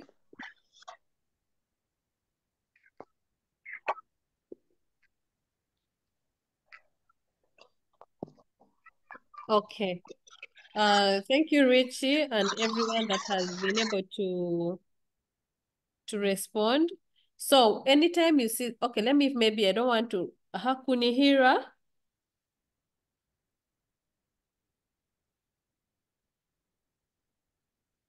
I feel happy for Ogwal because she was able to bind the opposition side and brought in peace. Okay. She's happy because she brings in peace. Okay. All right.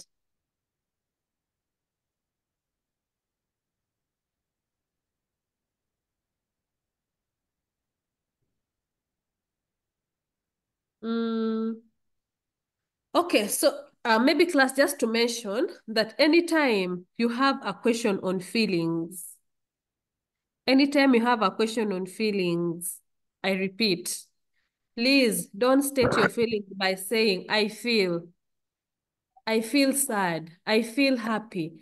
Either say, I am saddened, or say, I am happy, or I am proud. I am proud of Ogwal. So some of the feelings that we were looking at here is, we were looking at Ogwal as a role model to many, as someone who helped people solve their differences, as someone who wanted peace. She was a peace-loving lady. She was a unifying person. So we wanted you to say, maybe I respect Ogwal because despite the fact that she was in the opposition, she was able to fight for a multi-party politics, or she was a unifying force between the opposition and the government in parliament. That is respect.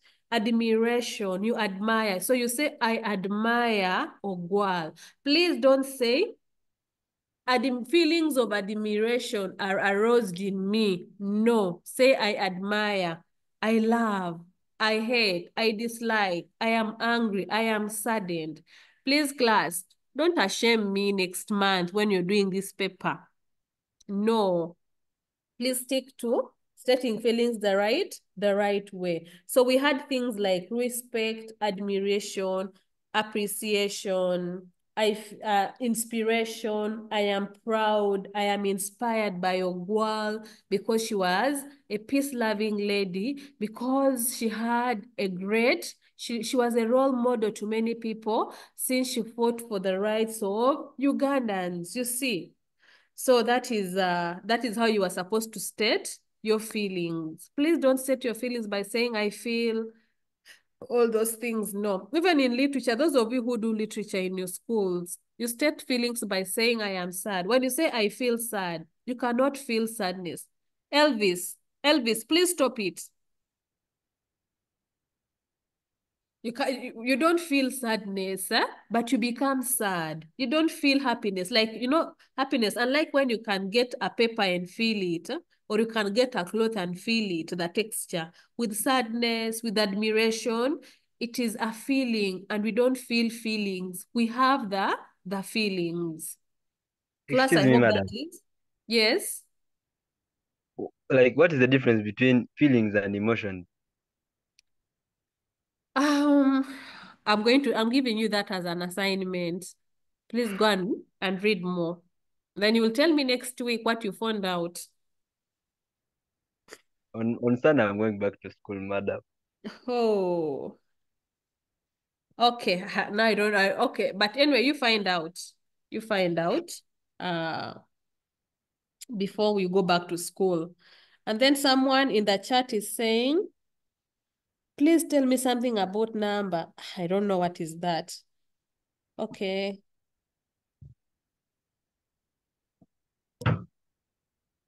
Yes, respect is a feeling. You can respect someone. It is okay. You can say, I respect Ogwal. We don't have to give negative feelings. Someone is saying we don't have to give negative sweet feelings. I don't know, Swadik, what you mean. Okay, Griffith, he's going to help with the differences. And Griffith, you can type that answer in the chat. So what is the total score for item 1? Item 1, which is summary writing, the total score is 3. Then this one, it's either 5 or 6. So Techno says, explanation for feeling. I said that for feelings, you don't state feelings by saying, I feel. And every time you see someone say, describe your feelings towards Ogwal. If you're saying that, you admire, I admire Ogwal. Why are you saying that you admire Ogwal? So make sure that you give the reason, back your answer with the reason so that you get a full mark. If you just say, I admire Ogwal, and you leave it at that, you will not get any mark. That is why I'm telling you that is why sometimes you find yourself, one school is performing better than the other, or some student is performing better than you. It's because they have made it a point to explain their points. So back it with evidence. Why do you say so?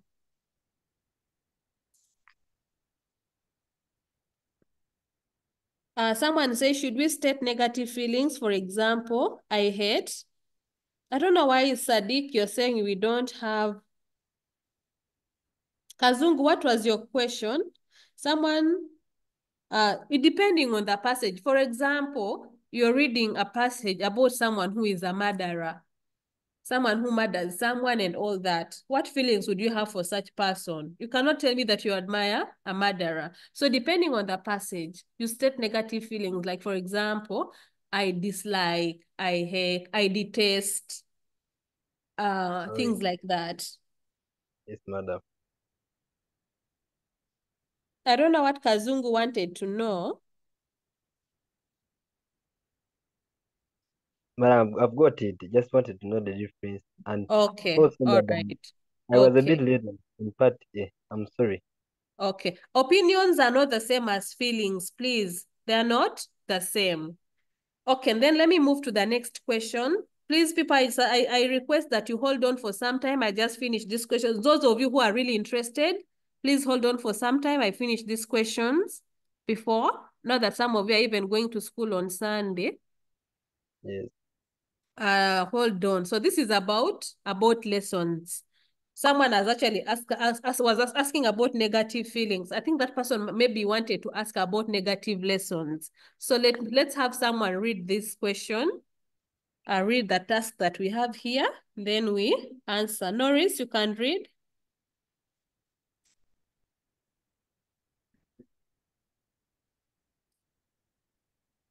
Norris is not unmuting. Atrobite.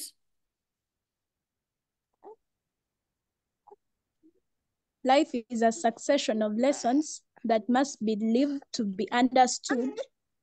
What lessons do you pick from Cecilia Ogwal's life? Okay, thank you so much, Atrobite. Oh, that name is going to make me bite my tongue. Okay, so when it comes to lessons, class, I will say that lessons should be positive. When you look at, even in literature, those of you who do literature, lessons should always positive, because, like, for example, we are teaching morals. We teach morals. So when you teach morals, we expect lessons to be positive. So, for example, for our case here, some of the lessons that we learn from Ogwal is that we should be, not we should, maybe, for example, say, believe in yourself as a lesson. And maybe the other thing that I need to mention before I go to the responses is that lessons are well stated in using proverbs or wise sayings. Class, I repeat, lessons are well stated using proverbs or wise sayings. Class, let me repeat. Use a proverb or wise saying. For wise saying, you can form your own wise saying. Like, for example, believe in yourself. Confidence is the key. Education is the key to success. Corruption is bad. That is a wise saying. Then proverbs are things like, not all that glitters is gold. Don't judge a book by its cover. I don't know what makes a bundle. You know, that is how you're supposed to state your lesson. For this case, if someone says, believe in yourself, full stop, and you tell us why you are saying that you learn a lesson of believing in yourself. Believe in yourself because Cecilia Ogwal was so determined to be one of the most respected women in the country and even ends up being a unifying force between the opposition and the government. And that is a lesson. When someone says, speak up for yourselves and others, that is a wise saying. We see this when Cecilia speaks for herself by even walking out of parliament before the president because she wanted to fight for the rights of the minority, you know. Then if someone says, with determination, you can get what you want.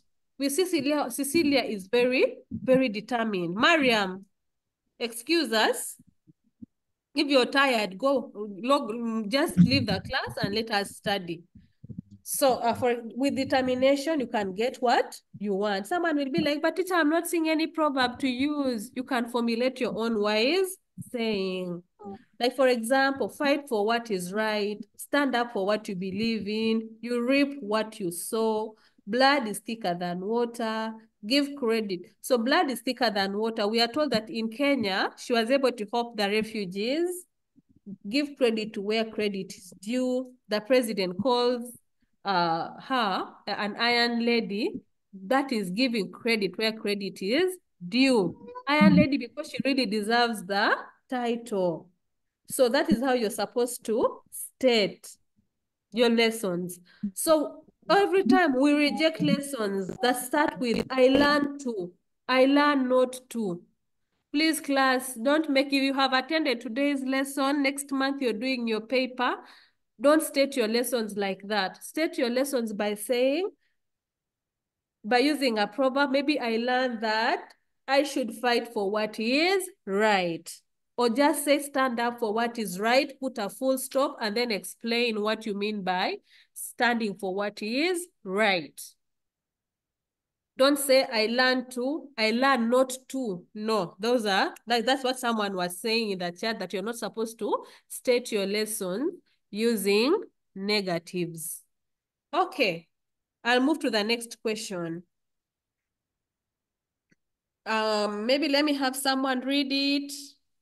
Anyone to read it very fast? MJ?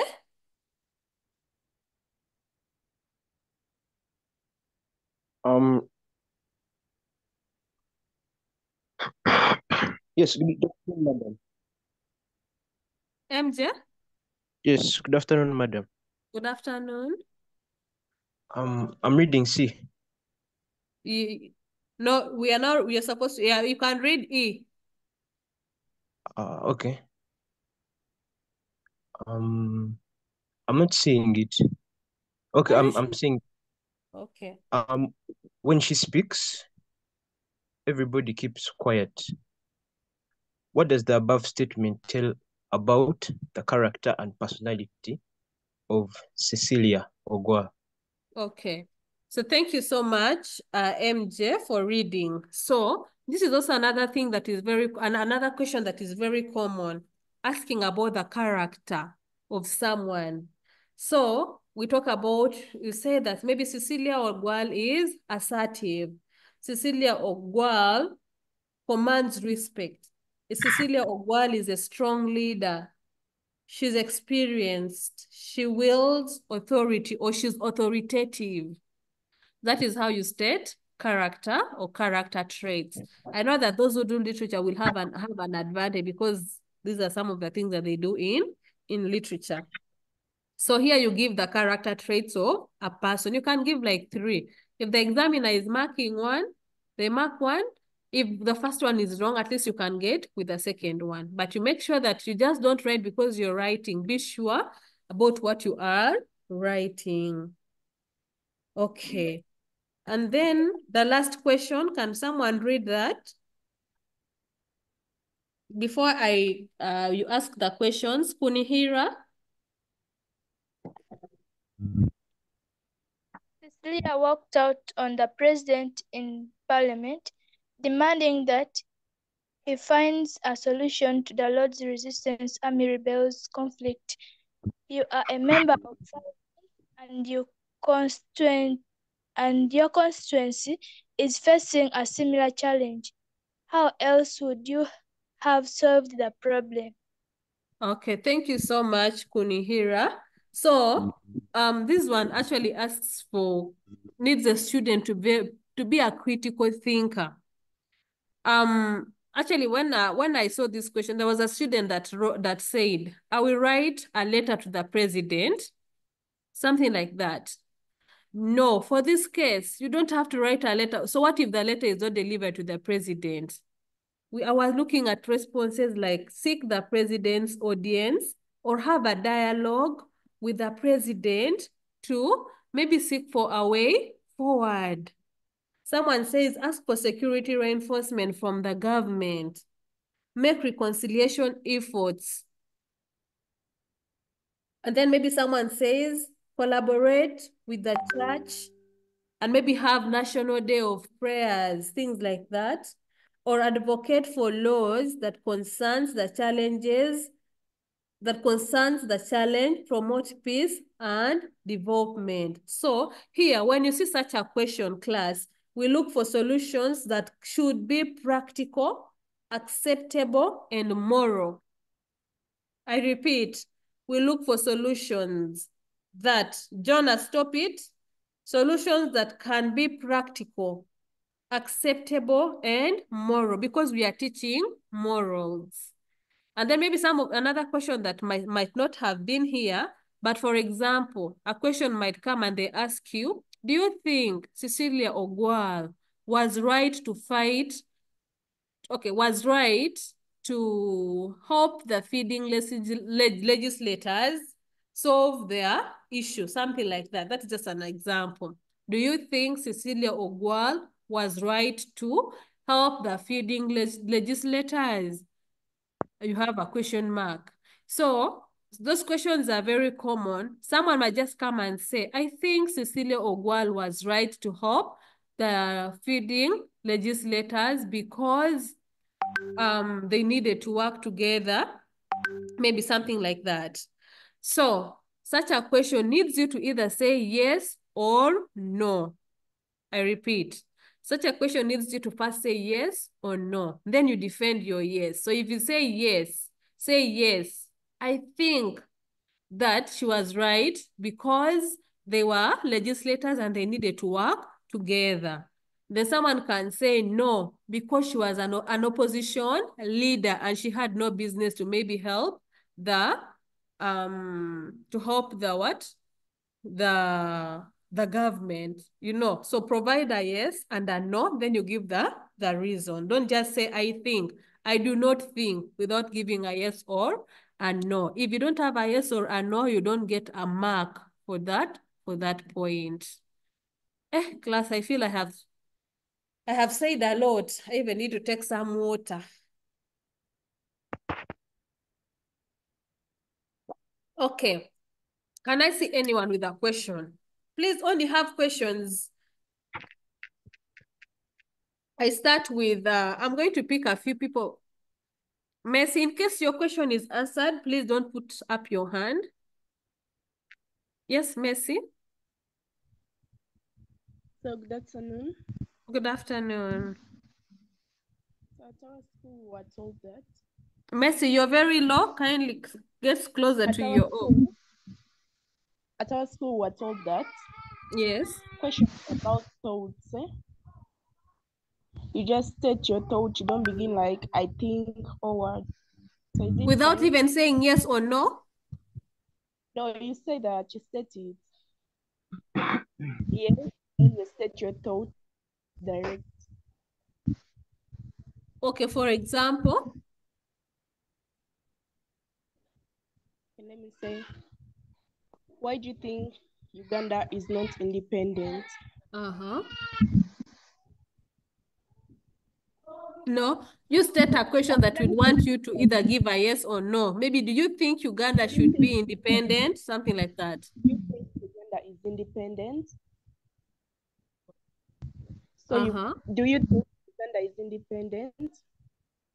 You be like, yes, Uganda is independent because we carry our own currency, maybe. Oh, okay. That is okay. It is okay. Either way, if you state it like that, it is well. Even if someone else states, yes, I think that, it is still fine. Because the scenario is, do you think? Or the question is, do you think? So it is still very okay, Messi. Thank you. Okay, you're welcome. Thank you too. Then Atrobite.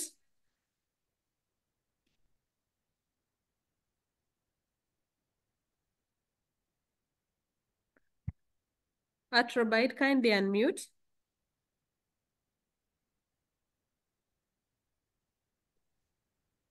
Well, I was asking if part A was an opinion question or the answer was to be gotten from the question.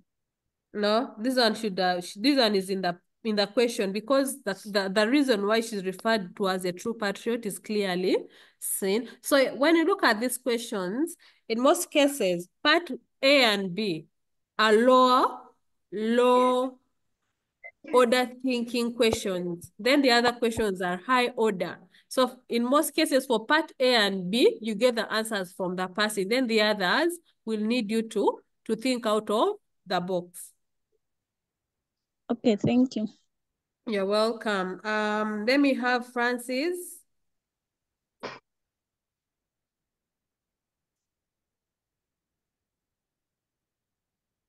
Lastly, Francis.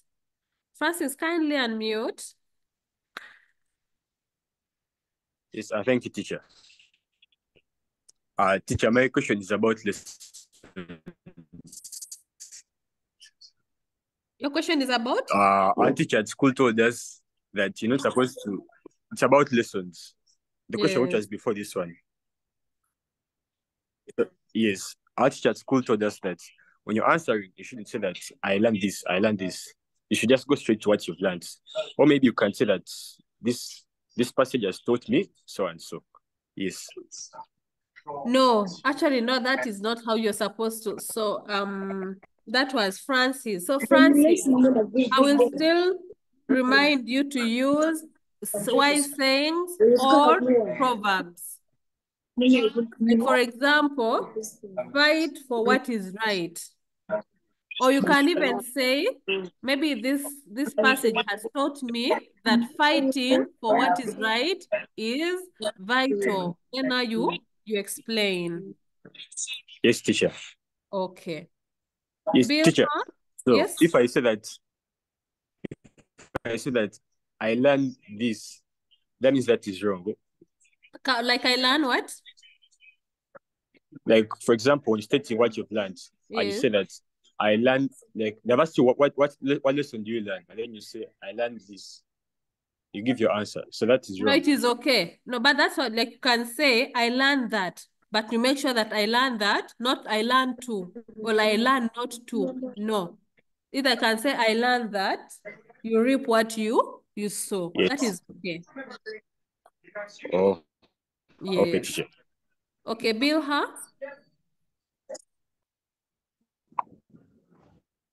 Okay, thank you, madam. Madam, my question is about answering a question. Like if you're asked to mention the lessons learned, our teacher told us you first introduce your answer and then you begin explaining them in paragraphs. Each answer has its own paragraph. No, Bill, I think that is when it comes to literature, but in English language, you don't even have time for those paragraphs. Okay. Yeah, so that is in literature, you do that. But in English language, you need maybe just 2 paragraphs, really. Not even a para, just sentences. Because here we are looking at sentences. Maybe a sentences of 2 lines. Oh, okay. Thank you. You're welcome. Bambi, lastly, Fungo. Fungo?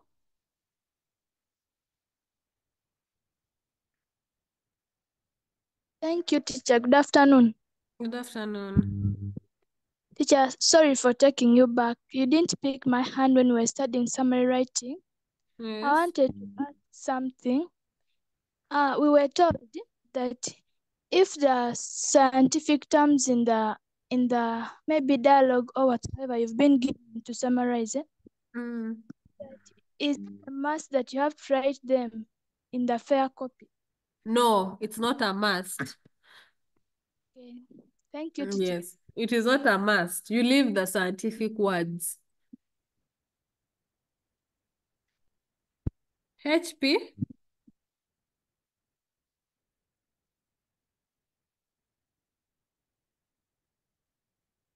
HP lastly?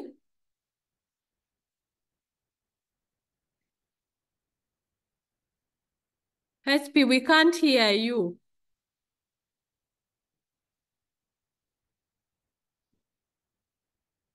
Okay, anyone, HP, we can't hear, so let me just see quickly through the chat. Fungo. Okay. Fungo would love to.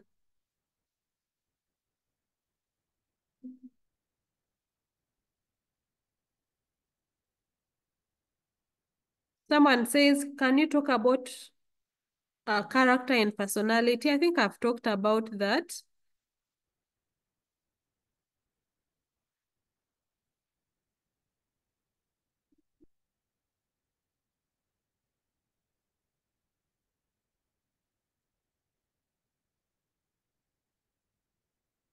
I don't know how many people are going to school before next week, because I thought that we would go through creative writing and functional writing, very important, but we might not have time.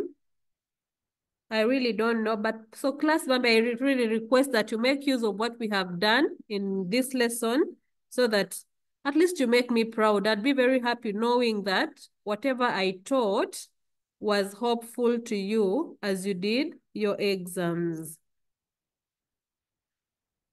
Someone was saying to repeat about the lessons. For lessons, I said you use proverbs and wise saying. Yes. At least thank you, Ian, for explaining that difference between.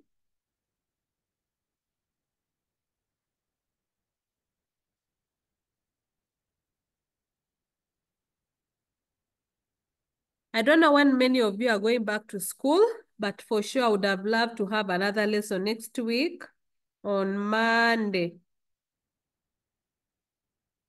Someone is saying I put a lesson tomorrow. I really don't know, but let me talk to Mr. Kaziba and see. I wanted to just talk about something to do with functional writing and creative writing. It is very vital. Someone is even saying night prep. So many people are going to school on Sunday. Someone says they are going to school on Monday.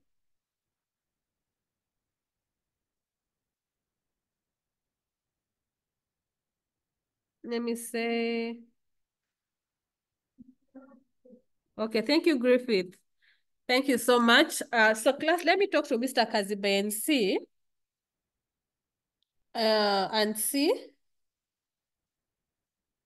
Someone says, how about a weekend? Maybe mainly Saturday. Let me see. Let me talk to Mr. Kaziba. Maybe I'll fix a lesson one of maybe tomorrow night or Wednesday night. And we have a night prep lesson. I don't know how many are agreeing to that. You can comment in the WhatsApp group. I can follow some of the things in the WhatsApp group and see whether we can have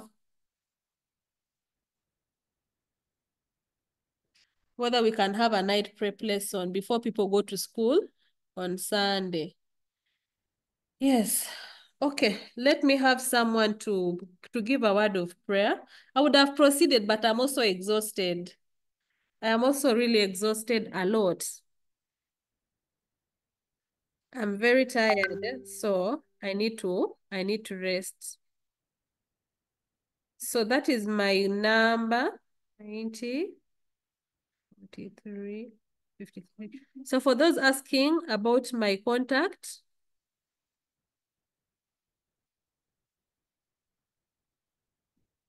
yes, people, Bambi, you need help everywhere. CV, letters, recipes. My goodness. Okay, so I don't know, morning prep we have, because there's morning prep, you have math, minutes. Yeah, we can get time and go through some of these functional writing aspects, mostly the ones that you can use to apply to a number of scenarios. Yes. My WhatsApp number is that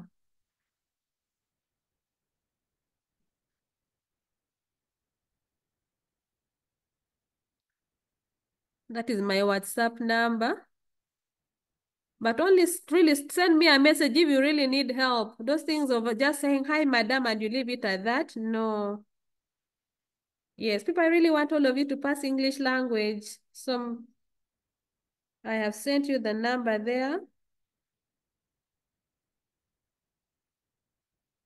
Okay.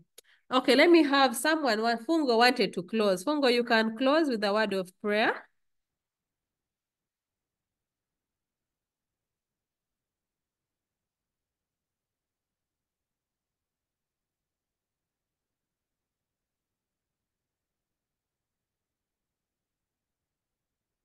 Fungo, could you pray? Is your hand up?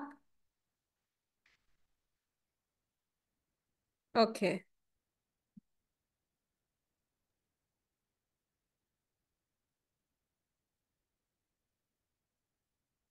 Fungo, I have asked you to unmute. You can unmute.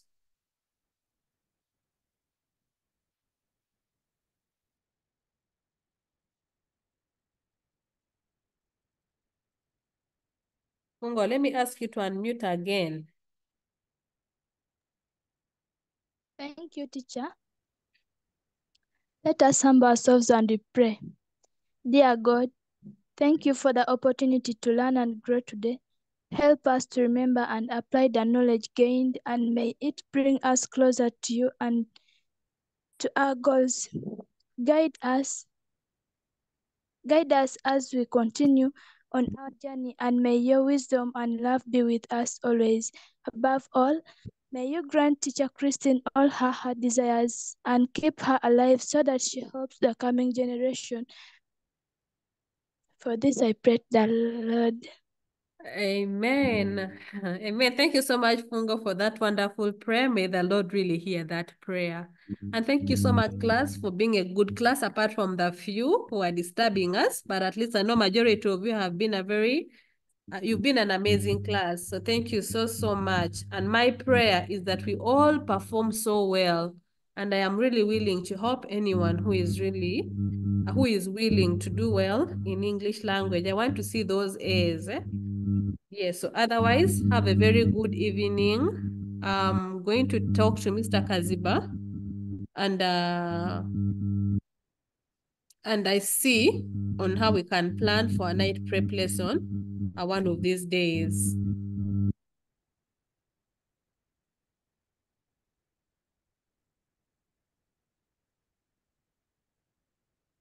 So bye.